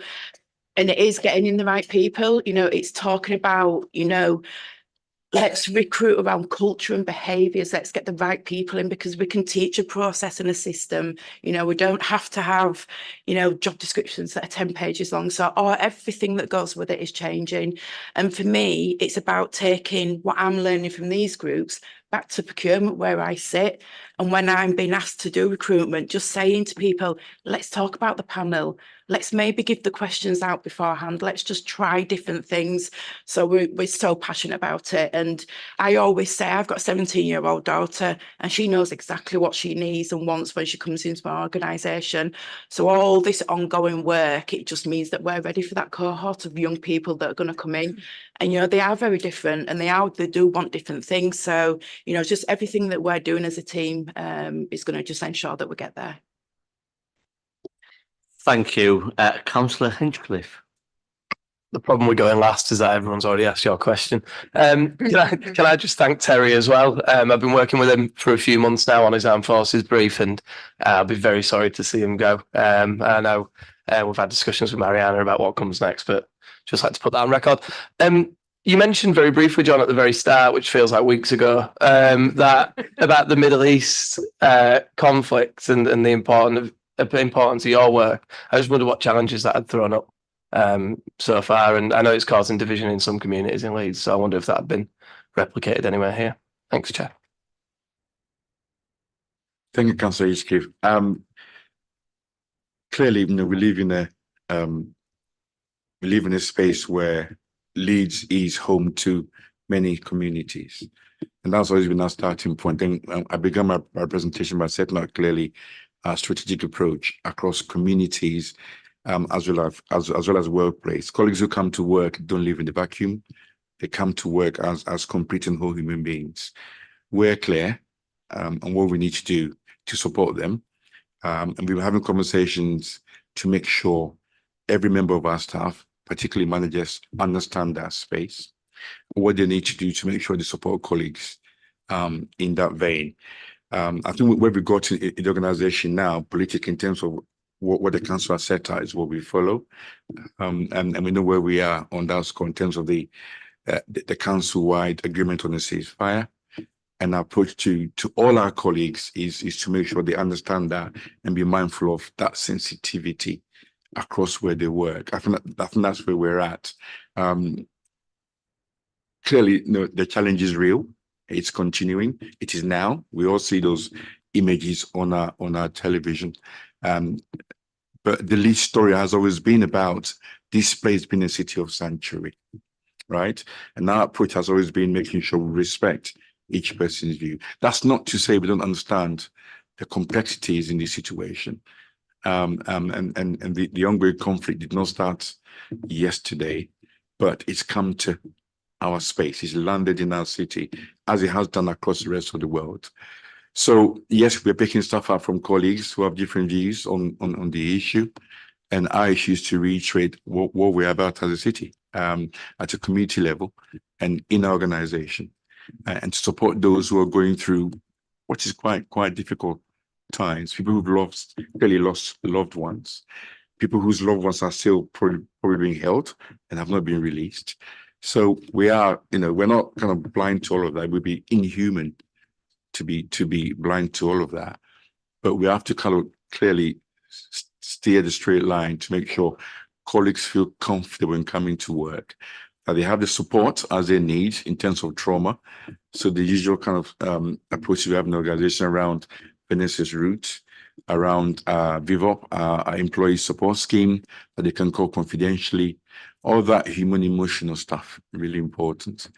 But I think, you know, it would be unfair to say that, you know, that isn't causing colleagues difficulty, because it's causing communities difficulty, and colleagues come from communities. our role is to understand that very clearly, provide the support as is needed, and making sure that we as a city continue to be in a city of sanctuary. I hope that helps. Thank you, John. That was the last on my list of questions. Before I conclude, is Councillor Cooper, do you want to make any comments?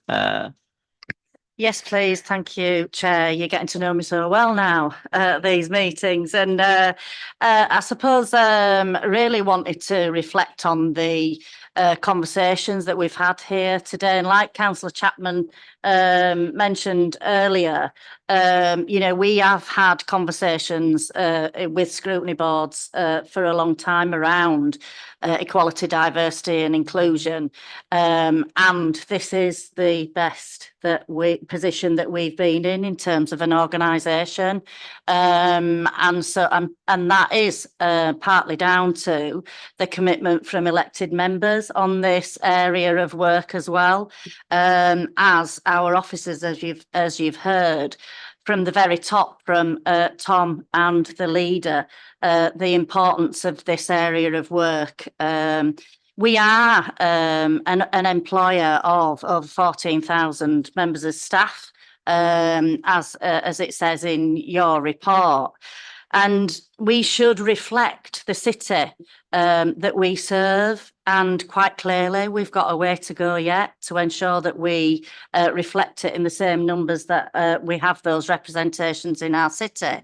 But I hope what you've heard today at Scrutiny has given you some reassurance as elected members that this work has started. It's come a long way since the report was brought 2 years ago to Scrutiny on this work.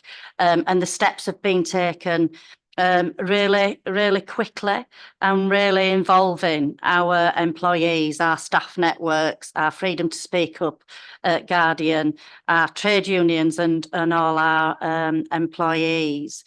The mandatory training that Tom spoke about at the beginning has, I think, really made a difference to how things are happening in the organisation in terms of management of staff and recruitment and all the other day-to-day operational decisions that take place in this organisation.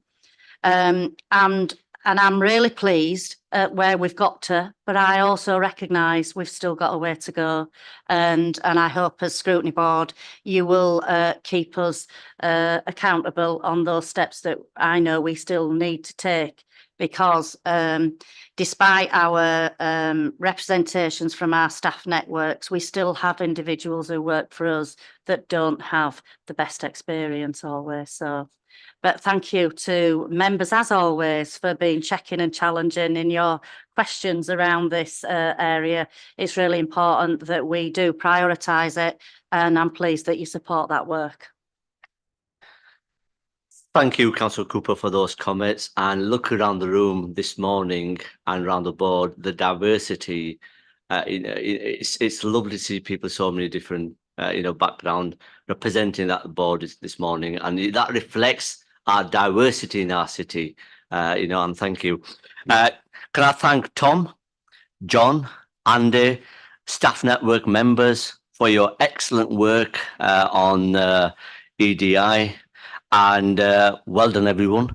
Keep up the good work, and thank you for attending this morning. Before we go for a comfort break, would members, are you happy to approve the recommendation on page 17 of the report? Yep. Thank you. And we'll have a comfort break for 10 minutes. Thank you.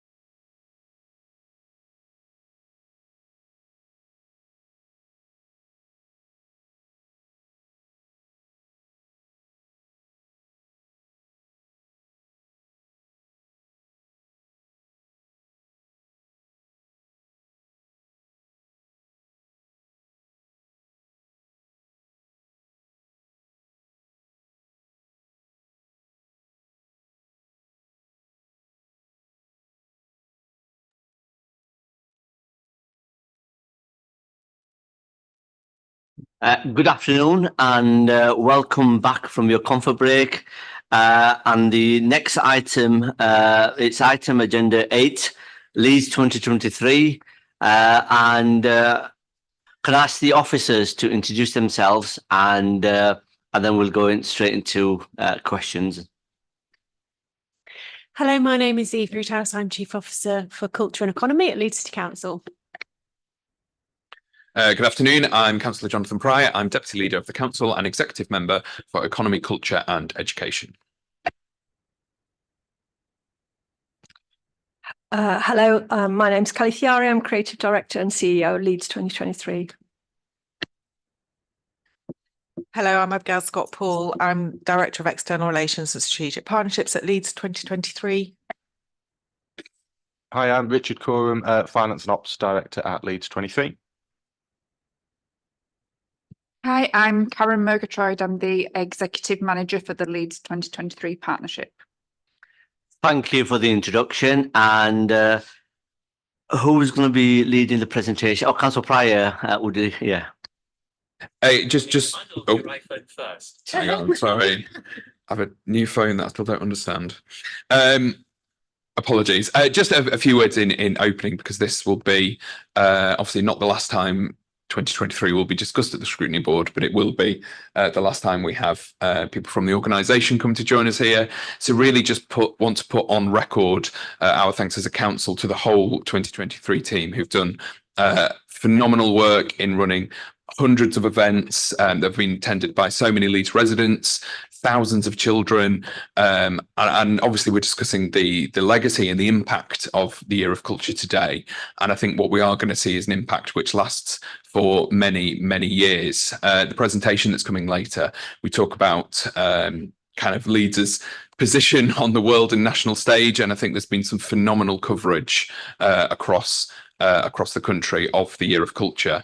I personally think, you know, art is of value for its own sake, but also we will see that there's a huge economic benefit to the city in addition to that. And I just think of all those young people as well who've had experiences over the year, who will be able to carry those experiences forward as their futures are shaped. So again, just want to thank the whole team before we discuss today, and pass over to Eve.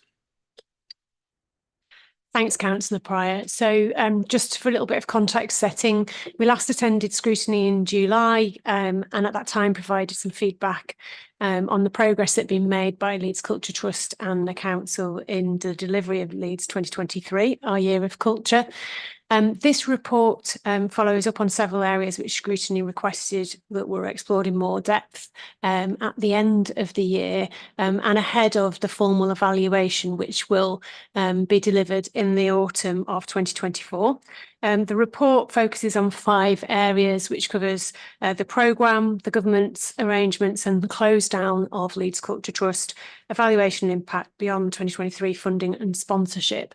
I won't go through all of those sections, as Abigail and Cully will go into more detail on the programme. I do just want to highlight a few points around governance and beyond 2023. So in relation to governance, the City Readiness Board, which was established to oversee the partnership and the arrangements between ourselves and Leeds Culture Trust, met for the last time in 2024 and has been replaced by a new partnership and closed down board, which will be in place from February and will run to the end of the year. It will not meet as frequently as the previous board, mainly because the staffing from Leeds 2023 has been reducing since the end of the Year of Culture. And as of the 5th of April, there will be no longer any permanent staff working for the Culture Trust. Cully, Emma and Richard will be working on a freelance basis to support the activity to close down the trust. Together through that board, we will oversee the work that's necessary to ensure that we secure the legacy of Leeds 2023 and the evaluation. Just a quick note on legacy.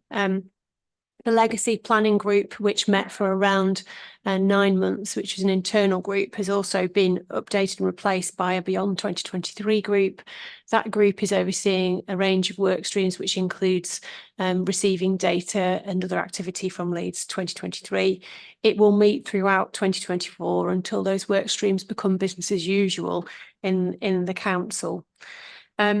Finally, if you look at paragraph 25, it has the specific steps for close down set out around Leeds Culture Trust. And just to note that it takes 12 months from when the notification process begins, which will be after the evaluation concludes, for the full close down. So the full close down won't actually complete until 2025. Okay, so I'll leave it there and I'll hand across to Cully and Abigail. Thanks very much. So we're going to go to a quick PowerPoint and slide 2, please. In fact, just take us through to slide 3. I think I'll be quick. So just a quick context, just a reminder that we started building this organisation. My role started 10 weeks before we went into lockdown, so which was in 2020. And we've had to deliver an organisation to deliver quite an ambitious programme for the city in the context of Brexit, austerity, the pandemic, cost of living crisis, and of course the impact of socio-economic unrest across Europe and the wider world. So it's been a very unique set of circumstances in which we've been operating. We aimed to stay absolutely true to being internationalist whilst also hyper-local once the pandemic hit, and to see Leeds 2023 as a way for the city to do the things it perhaps hadn't been able to do previously, whilst also shining a light on all the powerful cultural life of the city to the wider world. We believe that our vision was for a thriving city and region where creativity fuels opportunity for everyone, and we wanted to create a landmark year of culture, connecting and benefiting people now and in the future. Next slide, please. So you will recall, because we've talked about this in the past, that we structured the year in 3 parts. We saw it as an act of storytelling for the city. Part 1, between January to April, was Awakening, which launched with the show The Awakening at Headingley Stadium in January.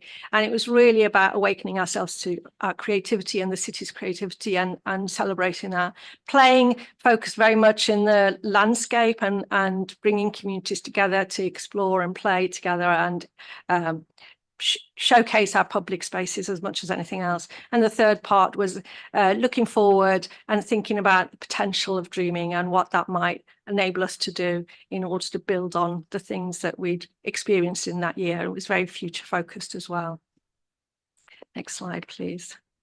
The programme was structured in 3 strands: the Produce programme, which was 12 major events across the year, which we sometimes call our signature project programmes, and they were projects that perhaps the city wouldn't have otherwise been able to do. They all had a connection to the city centre and across the 33 wards, and had creative education, skills, volunteering as part and parcel of its process at differing levels.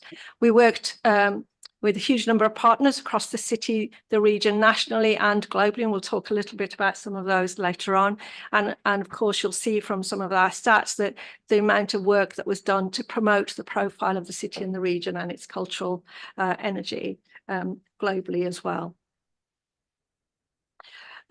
Our goals: to unlock opportunities for everyone to live their best life by participating in creative activity, and things like The Awakening was a testament to that kind of core principle. We wanted to boost the visibility, representation and participation of our very diverse communities in the creative activity, and I think a diverse range of the programme will showcase that we certainly lent into that very strongly. We wanted to lead and showcase cultural transformation, and with our partners we wanted to play an active role in the city and the region's recovery, particularly post-pandemic, building confidence and lasting economic, social and health benefits. So we obviously shared with you part 1 at the last Scrutiny meeting in July, but here are some of the examples of pieces of work that happened in part 2, and like with Making a Stand, which was a sculptural piece in the city centre, in City Square. It continues right through to the end of the year. Moon Palace was part of our Smeaton 300 project, which is a mobile observatory, as you can see in that picture, and that also continues to be celebrating Smeaton's anniversary, which of course is this year. Children's Day reimagined in Roundhay Park. brought together a huge number of children despite the terrible rainstorm that happened over that day, but made some beautiful films, and you'll see some other images of that. Next slide, please. We talked at some length at the last scrutiny meeting, because we had kicked off My Leeds 2023, My Leeds Summer, which is run by 33 neighbourhood hosts, and the diversity of the programme across all of the wards was phenomenal. The year-long programme of training for each of the 33 wards meant that they sometimes did brand new stuff, sometimes built on things that were already happening, and sometimes amplified and grew the offer in their wards. We had over 177 events in all 33 wards, with about 51,500 people participating. Next slide, please. So part 3, Dreaming, was kicked off with a number of projects, including the gift, which was the emblem of each ward. They've been created by the artists in partnership with the communities and the neighbourhood hosts, and there was a celebratory moment at the Corn Exchange where the gift was handed to each of the neighbourhood hosts, and it's now on display in various places across the city. We also did a major strand of work around heritage and our hidden stories, working with partners from the Royal Armouries to the Thackeray Museum, a number of others, to tell stories that perhaps might be forgotten or not as well understood or profiled in the way that we'd like. And that work is continuing. Those relationships, again, with artists and partners, are really strong.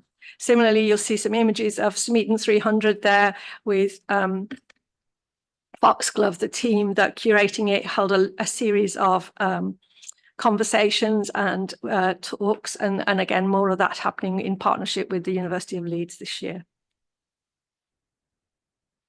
Nest also kicked off our dreaming season with St Aidan's Nature Park, with 100+ young people participating in a brand new piece of work made in collaboration with National Youth Theatre across 5 nights, which was an extraordinary immersive experience for everyone, including a lot of locals who came out to experience it. Brilliant that National Youth Theatre are continuing to make a commitment to Yorkshire and will be running their summer schools from Leeds this year and next. A couple of other projects here. All That Lives was a collaboration with Leeds-based artist Ellie Harrison and a Mexican company, which was a Day of the Dead celebration across 9 days, hosted at the Playhouse and at Leeds College. And This Is a Forest was a work that sat in the basement of the Moda building, which explored ideas around land use, land ownership, and our relationship to nature. And of course, as part of our, towards the latter part of the dreaming season, we were delighted to play our part in making Hibiscus Rising a permanent sculpture in the city, with a wonderful day of a celebration happening when Yinka came up as well to talk about the project in collaboration with DOMA. And I guess this also talks about some of our international collaborations in terms of the Guardians of Leeds and Secunda, which are artists collaborating with other artists internationally, particularly from the Global South, to kind of explore our diaspora experience through creative engagement. And then finally, you may have seen our Northern Dreaming book, which was a gift created for every newborn in the city, 18 chapters with 9 experienced children's authors and 9 emerging ones, creating a beautiful book as a keepsake for every family. And the final show at Versa Studios was The Gifting, which was really a companion piece to The Awakening, and was a wonderful way to close the year on the 30th, ran from Boxing Day right through to New Year's Eve with several performances per day. Thank you. And then finally, just a very quick map. We talked about the fact right at the beginning that we remained internationalist in our scope and ambition, despite no longer being part of the European Capital of Culture family. But our collaborations have included over 54 countries and territories. Some of these have been organisation to organisation, some have been artist to artist, and some have been included international delegations coming to Leeds and taking experience and insight to influence their own practice and in their own major events programs, as well as continuing to be part of the European Capital of Culture family. And those relationships are continuing. We're sharing some of that with the wider West Yorkshire region partners. We talked a little bit around the creative learning engagement, in that our major signature projects all had elements of that.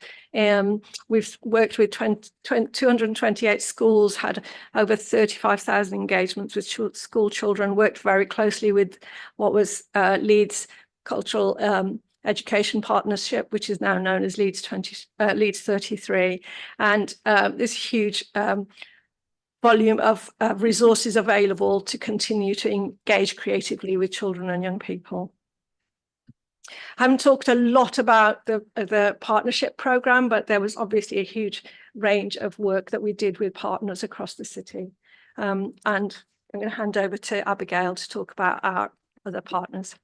Thank you. Yeah, so we obviously delivered the whole year in partnership with many funders and sponsors from the private sector as well.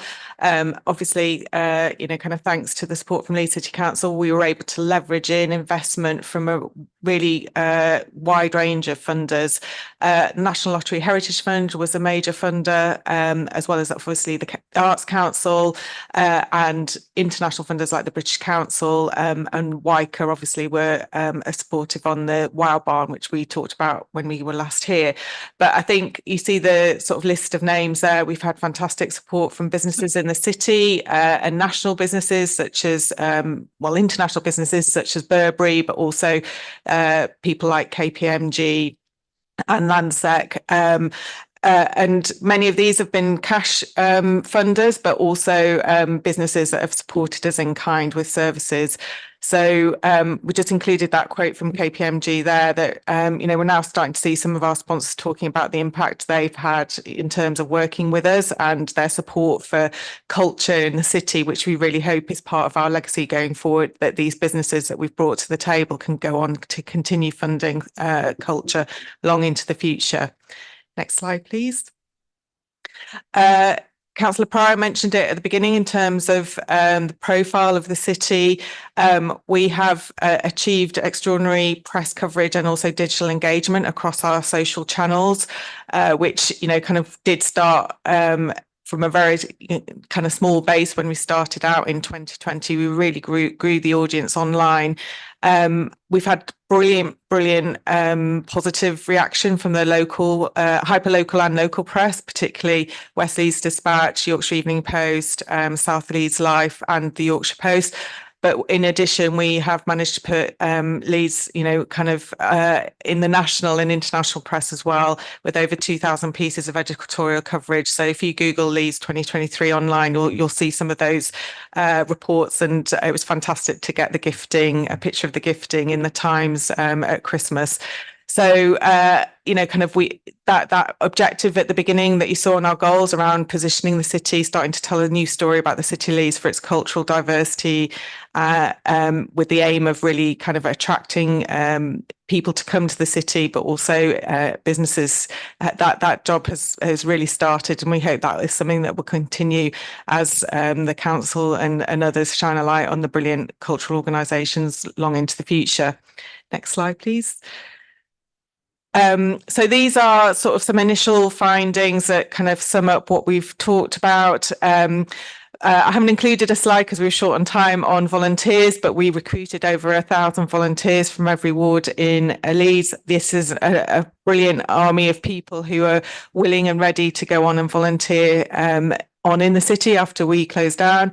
We've also had fantastic support from the higher education institutions and further education colleges in the city, and have hosted over 800 student placements, and many of those paid placements, providing that crucial work experience for students who are keen to go into the cultural and creative industries.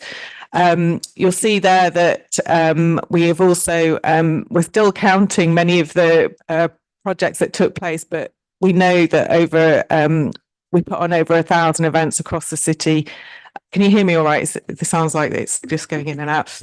And as Curly mentioned, working with 54 different countries. So we're in the process of kind of consolidating all the data from partners. We have worked with many partners in the city, but also other organisations. Their survey data is being collected at the moment. So kind of this is very much work in progress in terms of initial statistics, but the full picture of what we did will be available later in the year, and we'll talk about that in a minute. Next slide, please.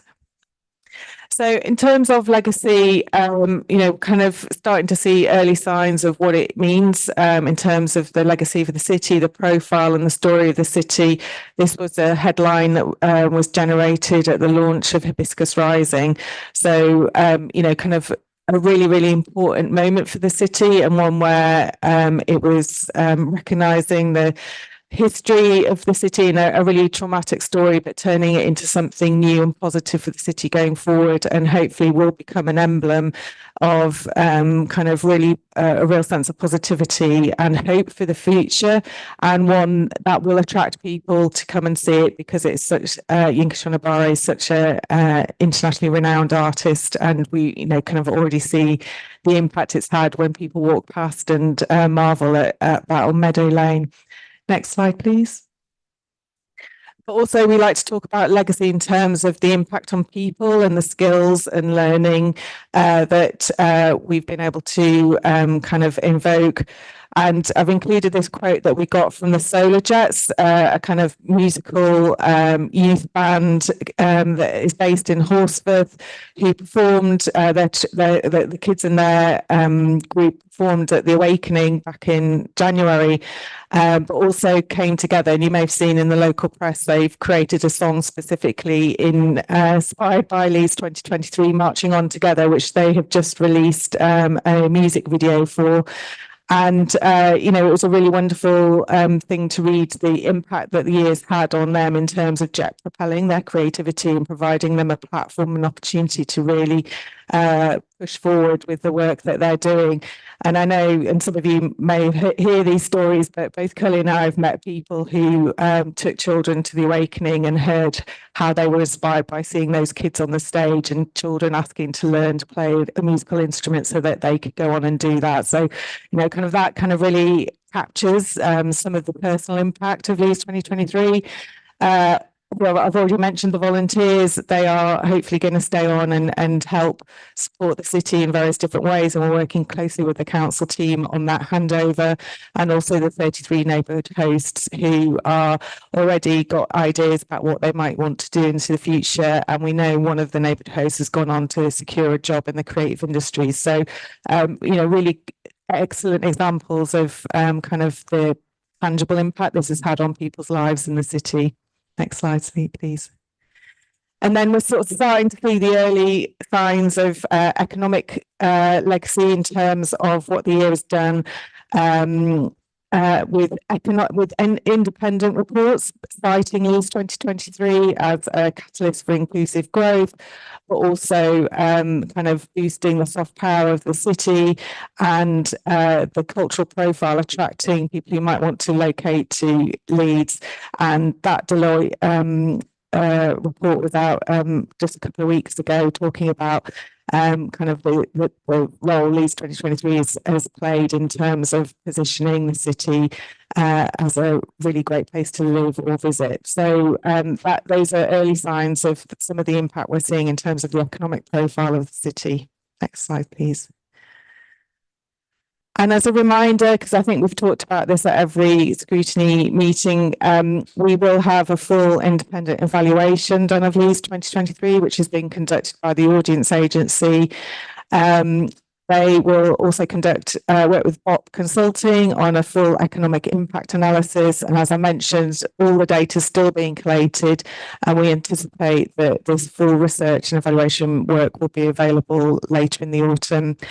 As you know, and we've talked about this before, there is a publicly available data site where you see some of the data that we've collected. It's not the full picture, but you get a good sense of sort of the impact of the signature programme, the creative learning and engagement programme, where volunteers were recruited from, and also the schools.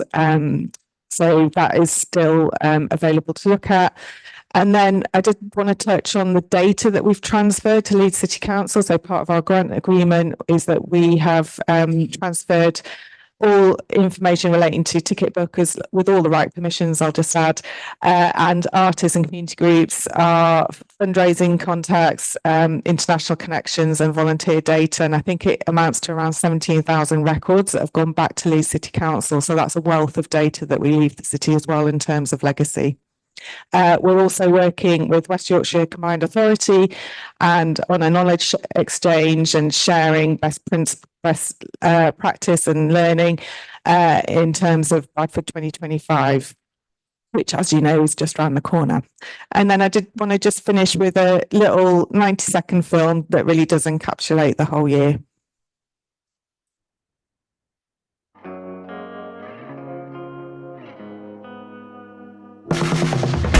Wake up, Leeds, you've got gold in your veins, you've got silver bones, you've got diamonds for brains, you've got neon souls.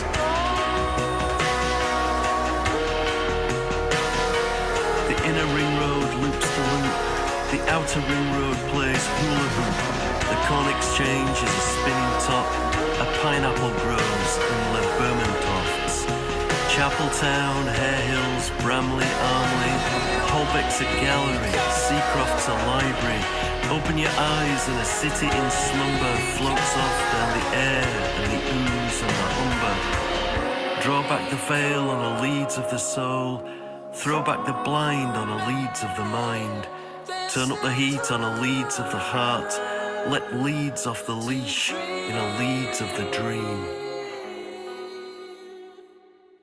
Those were the words of Simon Armitage, who wrote that poem specifically for our opening. So I'll leave it there and we're happy to take questions. Thank you, Abigail. And can I thank Eve Cully for introducing the report and also running through the presentation. Before I open for questions to board members, does Councillor Pryor would like to comment, or does he want to? That's fine. Yeah, okay. Thank you for that. Any comments or questions from the board members, please? Councillor Bithell. Thanks very much. On point 28, it doesn't mention the community. And I think certainly in my ward, there were difficulties around integration between the neighbourhood hosts and the already there community groups. And I think it's interesting looking at another part of it where it talks about the stuff that the neighbourhood hosts are going to continue to do in their legacy. And I'd be interested to know how they're going to integrate that with our current community groups more effectively, perhaps, than they were able to in the short Leeds 2023 element. We've talked, in fact, no, I'll leave it there. Thank you. Thank you, Councillor Bithell. Is it Cully going to pick you up, or Abigail, or? In terms of some of the direct evaluation with neighbourhood hosts, that will be that is being done, and we're working quite closely with LCC around the learning from that experience and how that's feeding into work that the City Council wants to continue to do with communities and the work that some of those neighbourhood hosts want to build on. I don't know, Karen, if you want to add anything more than that. The section here in for the value file in 28, those are the kind of bullet points for what was originally set up as what we needed to report against. And of course, at that point, we wouldn't have known how much the diversity of the programme we would be looking at. But we have tried to do some of that work in on project by project basis.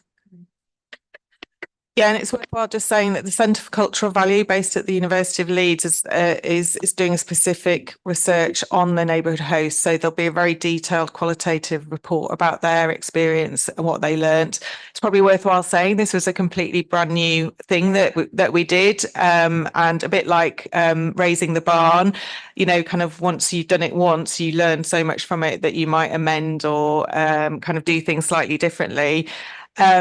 I think it's kind of safe to say, from the experience we saw of them, they met every week and they really formed an amazing bond.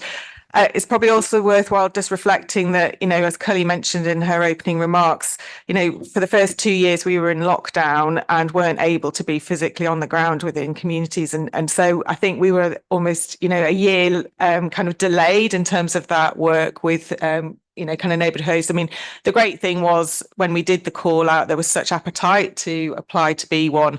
And, going forward, we've got so much learning that we can share with the council and other colleagues.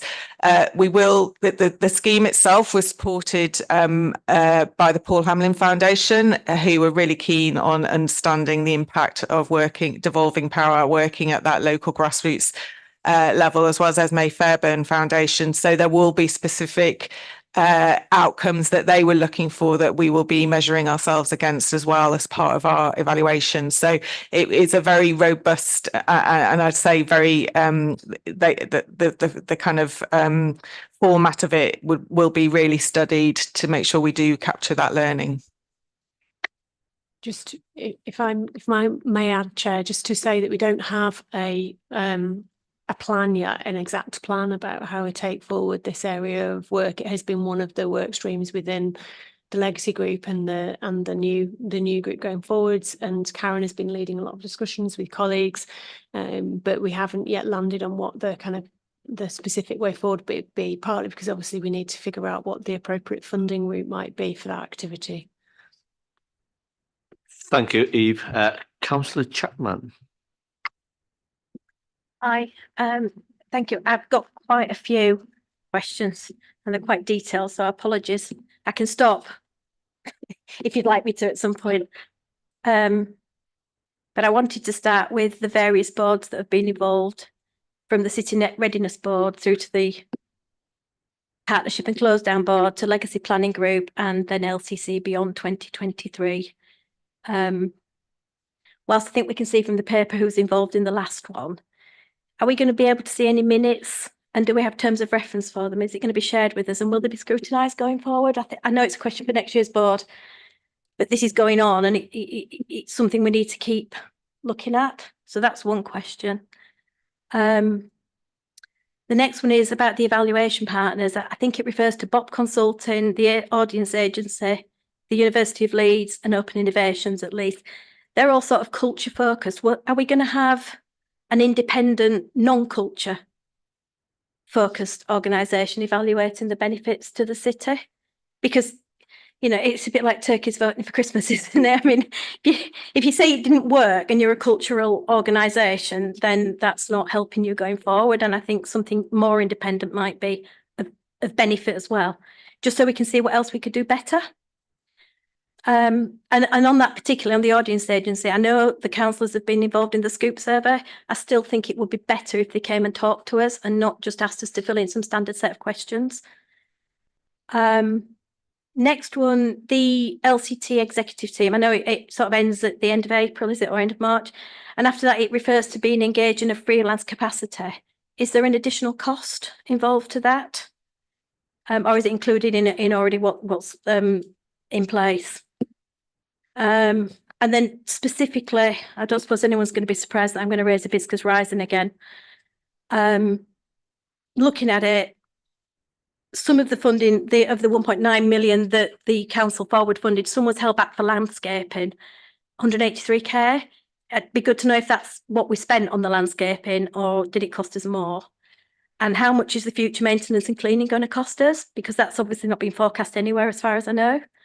Those are two small ones. Of the larger funding, I think there's about 1.6 million probably of the loan that was made. 430k has been raised, of which 350 comes from the Arts Council, the Arts Fund and the National Heritage Fund. So what I'm concerned about is those are the biggest lenders or funders in the country, and we've only got £350,000 from them. How are we going to get the rest of the 1.2 million?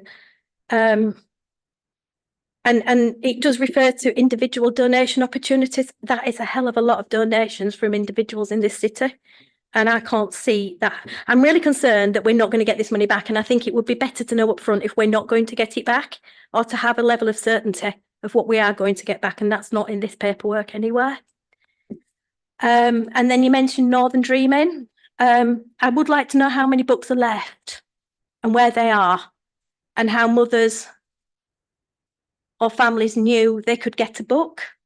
And I can speak from personal experience in that I've got a great niece that was born in December and they've not got a book and they knew nothing about it. And I checked that last night. And her mum would very much like a book. So if someone can tell me where they are, then at least I can go and get one.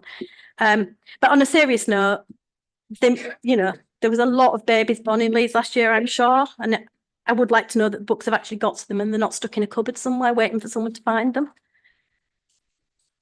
And then last but not least, the funding from the council. And funding from the trust, actually more about the funding from the trusts. We're saying that 2.4 million of the funding raised from them hasn't been received yet, and 170k of earned revenue has not been received. And I guess the question is, when are we going to get that, and how are we trading without it? Because there must be some funding gap somewhere. If we've spent all the money and yet we haven't got the funding in, how are we managing to trade? And I think that's way more than enough. Sorry about that. Thank you, Councillor Chapman, for those comprehensive questions. Eve, do you want to come back? Yeah, I can hopefully answer at least 3 of those and then pass across to Colleen. So in relation to the City Readiness Board, yes, it had official terms of reference, and every meeting was minuted. If Scrutiny would like to see copies of all of those, be very happy to share them. And the same will be the case for the meetings going forward. So really happy for Scrutiny to have every set of minutes from those meetings, and both retrospectively and going forwards. On the cost of staff, yes, of course, they will be paid for their time. We wouldn't expect people to work for free in terms of the work that's needed to close down the Leeds Culture Trust, so they will be paid. The Culture Trust and the board have obviously planned for that in their financial plan, so that's all accounted for in their plan for close down. On the funding position, on the final question about the funding position, I think there's a situation where we, based on the loans around the grant funding, have front funded that money into LCT, in the sense that therefore they are solvent whilst those applications are being made for that money to come through. But I'm sure Richard can explain that in more detail as to how that works in terms of the Leeds Culture Trust's accounts. And then I think it's probably best if Cully and Abigail take the second and fifth question around the analysis and Northern Dreaming. On the point around the research partners, so just to reassure, there was a fully transparent kind of procurement process to appoint the research and evaluation partners, and there was a specific budget aligned to that. So we appointed obviously people who have expertise in measuring the impact of cultural and creative activity, because I think if they didn't understand the way art was and cultural activity was delivered, I think it would be a waste of money. So we have got experts on how to assess economic impact, and BOP Consulting, I think had been appointed by the council many years before, looking at the potential economic impact of Leeds 2023 when it was a European Capital of Culture bid. So again, by going back to the same consultancy, even though we went through a full process, that will hopefully bear dividends in terms of the depth of the research that we'll get back. So that's how we appointed the and Open Innovations. They're not a culture specific organisation in Leeds. They actually, I think we were their first culture client. So they do a lot of work looking at economic figures and data and health data and transport, and particularly transport data. So they are somebody who has not ordinarily worked on culture. I think it's worth just sort of saying that there are some constraints on how much evaluation we could do given the amount of investment we had to put towards it. So in comparison to many other years of culture, we didn't have the same resource ability to do that. So we've been mindful of trying to do the best we can within constrained budget considerations, really. In terms of the hibiscus, in terms of the Northern Dreaming book, we worked very closely with the libraries and with various groupings, but I can give you a full list of, send across a full list of where the books have gone to. We've actually got a handful of books left in stock, so we can certainly provide your niece with one, but a lot of libraries held them, a lot of community groups held them, and we initially were working with, we're also partnering with the Book Trust, which gives books out to all the to newborns as well, so they got circulated through that route. Our original plan was also to work with maternity units and mother and baby groups. There was a limit to how much we could do that, in part because of GDPR stuff, and in part because of the pressures on maternity wards that we had to find other ways through. I'll just come in on the finances. Obviously, a significant amount of our funding has been after the activity has been delivered. That's a situation we've always been aware of, and so we've cash flowed out appropriately. You've got the income figures within here. The full set of expenditure figures aren't included within this report, but we've matched the expenditure against the timing of the income to manage our cash flow that way. I think it's just worth also saying that trusts and foundations always hold a percentage of allocation back until they've received final reports, etc., and that's usually 10%. So there'll be that will also be part of what we're doing, and we were aware of from the very beginning. And then just the final one was a question around hibiscus rising. I don't have the cost of landscaping unless Karen does. Do you know them, Karen? Yeah, off the top of my head, it's £46,000 over the course of 15 years.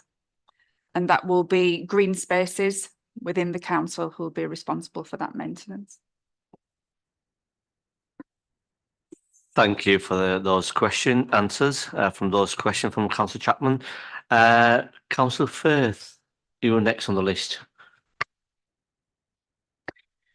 Thank you very much, Chair, and thank you to colleagues for their introduction and also bringing forward this report. I think we're going to wait and see what the final results are of the report when it comes out. But Councillor Pryor talked about it being a phenomenal impact. Well, a phenomenal amount of money has been spent on a phenomenal flop, in my opinion. In terms of looking at the situation here, I really want to see that in that engagement that we take forward in the next few months, that we ultimately look at the detail. In this report, there are 2 quotes of how many events took place across the year, 177 by My Leeds and 1,100 plus estimated across the whole of the city. According to looking at a very brisk view at the data pack that was provided with this report, there were 444 events, partner events across the city, including the My Leeds events, which were ultimately the ones organised by the neighbourhood hosts. Of those 444, at least 36% don't have a ward next to them. So without knowing exactly where they were in the city, at the moment, of all the 444 events, 73% of the events took place in the 2 city centre wards, i.e. Little London and Woodhouse and Hunslet and Riverside. So I'd really appreciate to get that clarified that that was not the case. Of all of the events, if we take in 1,100 events roughly, that means that of the funding that was put in just by the council, that means that it cost the council over just under £10,000 per event. In terms of understanding this more widely, I'd like to know ultimately 2 things. First of all, how we've analysed the positive work in the positive comments or generally the feedback on the year. Because, for example, it is mentioned in the report that there is a hint that the Leeds 2023 has had some involvement in writing its own Wikipedia page. Ultimately, we want to make sure that it's been written by those outside of the organisation in terms of understanding the actual impact more generally. And actually, when it looks at more generally looking at how we look at the data itself, there is a mention of the celebration day at Temple Newsham, which has a fantastic figure of 1,577 visitors on the day. Can we clarify that that figure did not include? Sorry, mate. Can I ask a question, please? I know you're making comments. I'm sorry, Chair, but I've asked about 2 questions so far. And then the final question is in relation to Temple Newsham Celebration Day, among others, that where they were held in a park, that those figures didn't include general visitors to those attractions at the same time. Thank you very much, Chair. Thank you, Councillor Firth. Who's going to pick Abigail? Hi. So on number of events, it is a complicated process trying to gather in all the data from every single thing that we did. And as I mentioned earlier, the work we did with partners, that we're still waiting feedback from them. So, but we are confident that through the signature programme, which Cully outlined, was our 12 major events across the year. We delivered over 1,100 events related to that. There is a figure on the My Leeds events, which is on the infographic in the pack, and that is accurate in terms of the events over the summer, which were delivered by the neighbourhood hosts and also involved the work we did on creating a motif for each ward.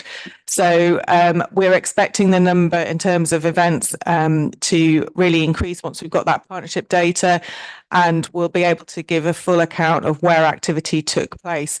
But I think it was worthwhile just adding that we know that we've engaged with every school we've engaged with every ward in terms of the number of schools that we've engaged with.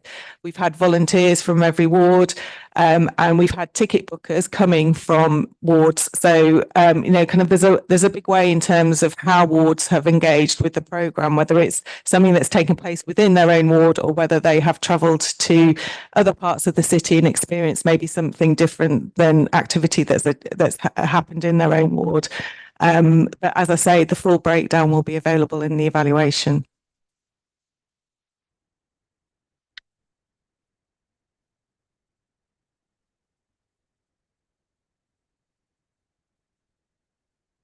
Thank you very much. I think the major reason why also we're concerned about these figures is because for the past 2 years, we've had incredible ambitions for what was going to be a fantastic year of culture. 75% of households to be engaged with. According to your figures, only 6% of the population of Leeds have been involved in those events. Now that will be less because those will include families in terms of the number of households that have actually been engaged with. If that's the case, and therefore if we can provide any further information, that'd be very helpful, because ultimately at this moment in time, when cultural institutions like Crossgates Library or Rothwell Town Hall are sold off, we need to know that the money has been spent on the right priorities by this council and ultimately with Leeds 2023. Could you also clarify further to Councillor Chapman's point about recuperating the amount of money that has been loaned to the trust? Given that situation, there wasn't a clarified answer of how or what we're going to do in terms of getting the rest of that money, and ultimately as well, also in terms of the fact of what we'll do if we don't receive that money? Thank you. Councillor Pryor. First of all, the statistic Councillor Firth quoted is just not accurate. It's not, and it doesn't include the huge amount of work that's been done with children and schools across the city, which was a key part of the cultural engagement programme. It is genuinely disappointing to hear some of the attitudes, and I have to say, some of these attitudes only come from I only really hear them in the scrutiny board. To a lot of the events I've attended, you see the joy in which people attend them, experience well, how many did you go to, Councillor Firth? Of course it's relevant, I'm sorry, Councillor Firth, if you're going to scoff at the experience I've seen... Finish, then you come back. If you're going to scoff at people's experience at these events when you weren't at them, then of course it's a relevant point. And there is something about the arts and inspiring young children.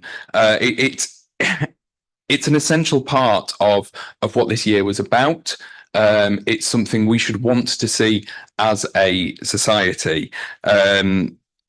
And there will be a huge legacy going forward. When we look at the Wow Barn, which I think is going to be in Kirkstall, when we look at the engagement with the National Youth Theatre going forward, I think it was Wetherby Drovers Day, I think they're looking to repeat that. 51,500 people attending the events over my Leeds summer. These are not small numbers, and that was just one of the signature events for 2023. There has been phenomenal value in this, and it's disappointing to see people snipe from the sidelines who didn't really attend that much. Can I just remind the executive member that the role of scrutiny is to take the personal out of our discussions or our questions and to actually scrutinise the work of the administration.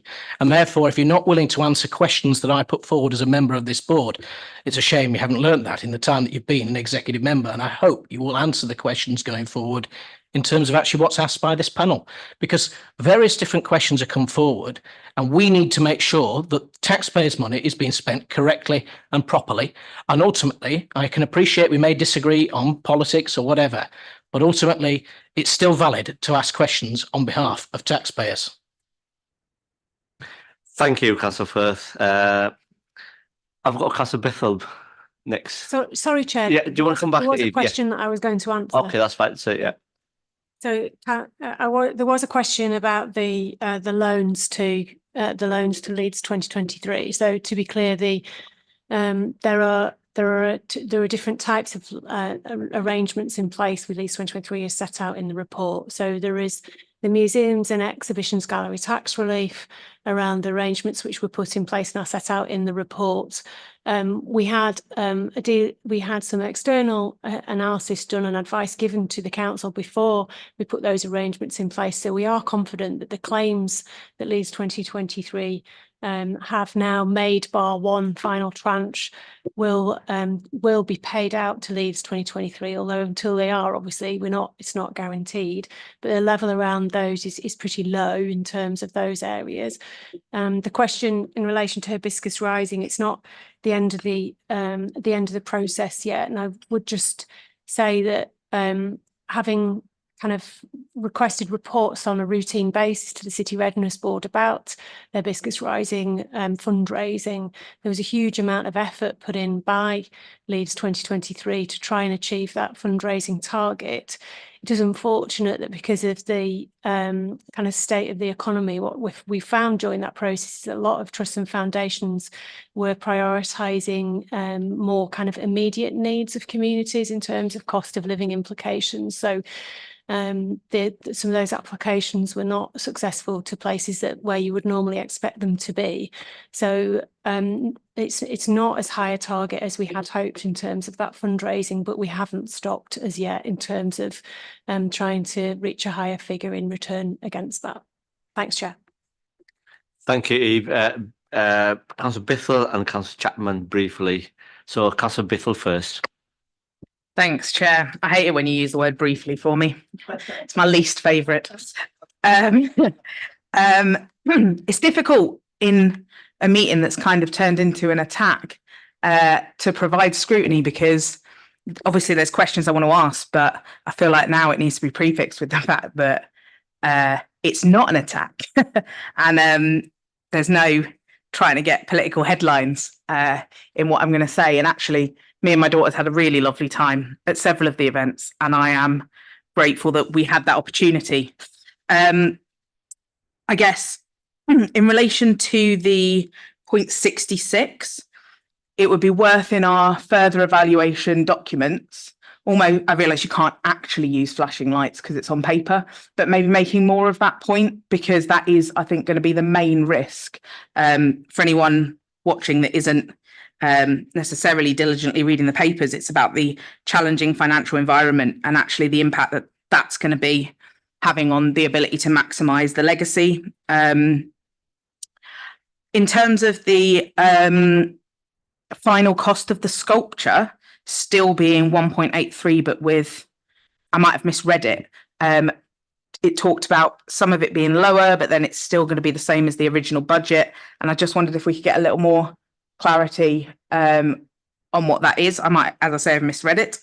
And then finally, the KPI on raising double what the council put in, and it being 11 million that was raised.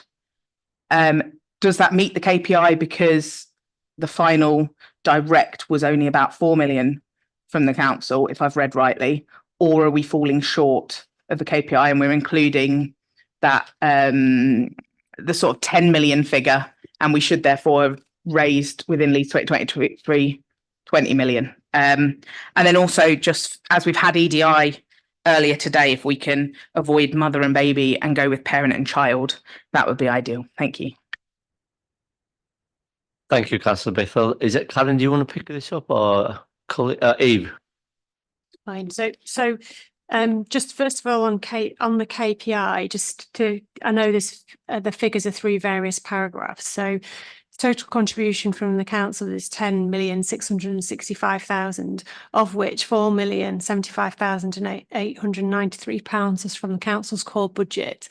The estimated amount, once all of the claims are back to the Culture Trust, of the additional amount raised through the sources, is 11,908,988 pence, which means that they will have more than doubled the investment made by Leeds City Council in total. So that's on. So I think on the KPI will be.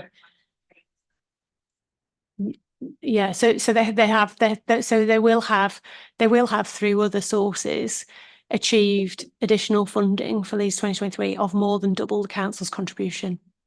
Does that make sense?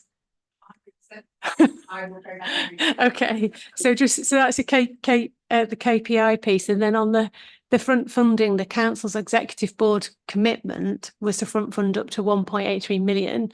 The total cost of delivering Hibiscus Rising may be slightly more than that, but that's we agreed as a council we would not front fund more than 1.83 million. That makes sense. I think it has come out just about on budget. I think it's come in within 1.83 million. Thank you, Eve, and thank you, Karen. Councillor Chapman. Thanks, Chair. Yeah, I have got one specific question on the Northern Dreaming, but I would like to say that I don't think either the comments from myself or Councillor Perth are critical. Well, they are critical and they are querying, because we are here to do that. That is what we are here to do. Attacking us all the time. It's not political. This is a financial question. We have invested £10.7 million of this council's money, regardless of core or non-core or anything else. It's still cash that left this council and it went to Leeds 2023. And we are perfectly valid in asking that our residents got value for money. Because if you want to go back to the non-core stuff, over £5 million of non-core funding would have been spent on something else cultural. So something has been lost, regardless of how you look at it. And we are perfectly valid to make that judgment and that call and to ask these questions. And in all honesty, the amount of abuse I've had after these review sessions or scrutiny sessions from yourself, Councillor Pryor, is uncalled for. Councillor Chapman, can I just... I will ask my question now. Please ask your question. Yeah, thank you. So in terms of Northern Dreaming, how many books were printed and how many books are left, please? And if you don't know that, can we go out and find out? Because I think it's emblematic of what we're trying to show here is we have spent a lot of money and we don't know what the outcomes are. Thanks. There were about 10,000 books printed, and there's a box of about 15 left in our. It's an amazing, I'm really sorry, but this is an amazing coincidence that out of those 15 books printed, one of them belongs to my great niece. Sorry, could you just say what you mean? Well, it's just an amazing coincidence that there were 10,000 books printed, there are 15 left, and my great niece happens to be one of those babies. How is that? I mean, how does that happen? And you think, yeah, if that's the case, then that's fine. I just think it's surprising. Councillor There Chapman. isn't a question. There's It's a comment. It's a comment. All right, It's a thank you. comment that. Yes, well, how many babies were born is another good question, I guess, but that's not really my point. The point is it's a convenient answer, and that's what I get a lot of the times here, is a convenient answer that doesn't really get to the heart of it. But anyway, if there's 15 books left out of 10,000, then that answers that question. Thank you. Councillor, Thank you, Chair. I'm just wondering if we could, I'm not asking for the information now because I'm sure you won't have it about your person. I just wondered if we could have some information, you know, on the grants that were made in terms of the diversity, what happened, because it strikes me it's and where they were, because it's a fabulous opportunity to perhaps do some further engagement with the people who got the grants so we can develop some more stuff. Yeah, it's a really important part of the data piece. So we're collecting that data, and will be available. thank you. That concludes the questions to Leeds 2023. Can I thank Eve, Cully, Abigail and Karen for answering those questions. And thank you for the work you have done on this ambition project in difficult circumstances. I think Leeds 2023 has been an excellent and has had a real impact on the city last year and hopefully into the future. I look forward to the final evaluation report later this year. Members, are we happy to approve the report recommendation on page 43? Yeah, thank you. That moves me nicely onto agenda item 9, which is the work programme. And if the guest wants to stay, you can. Otherwise, you want to leave, you can. I just want to say thank you for attending the scrutiny meeting this afternoon. Thank you for attending. Rob, do you want to introduce the report, please? Thank you, Chair. Yes, just briefly, given the time. So Appendix 1 presents the latest version of the board's work programme for 2023-24. We did pick up some of this in the pre-meeting. So I think with your approval, I'll take that discussion away, including a number of requests we've had, and with the chair, formulate a plan for the March meeting, which is quite a busy agenda like today's has been. So if the board are content with that, Chair, I'll take that away and discuss with you and come back along the lines that we discussed previously. Thank you. Thank you, Rob. What do you think, board members? Yep. Yeah. Just want to thank Chair and thank Rob for rescheduling the EDI so I could take part in it. Oh, you're welcome, Councillor Burke, and that's no problem. Thank you. That brings me to the end of today's meeting. And thank you for your contribution. I look forward to our next meeting on the 25th of March, 2024 at 10 a.m. And the pre-meeting is going to be 9:30. Thank you for your attendance and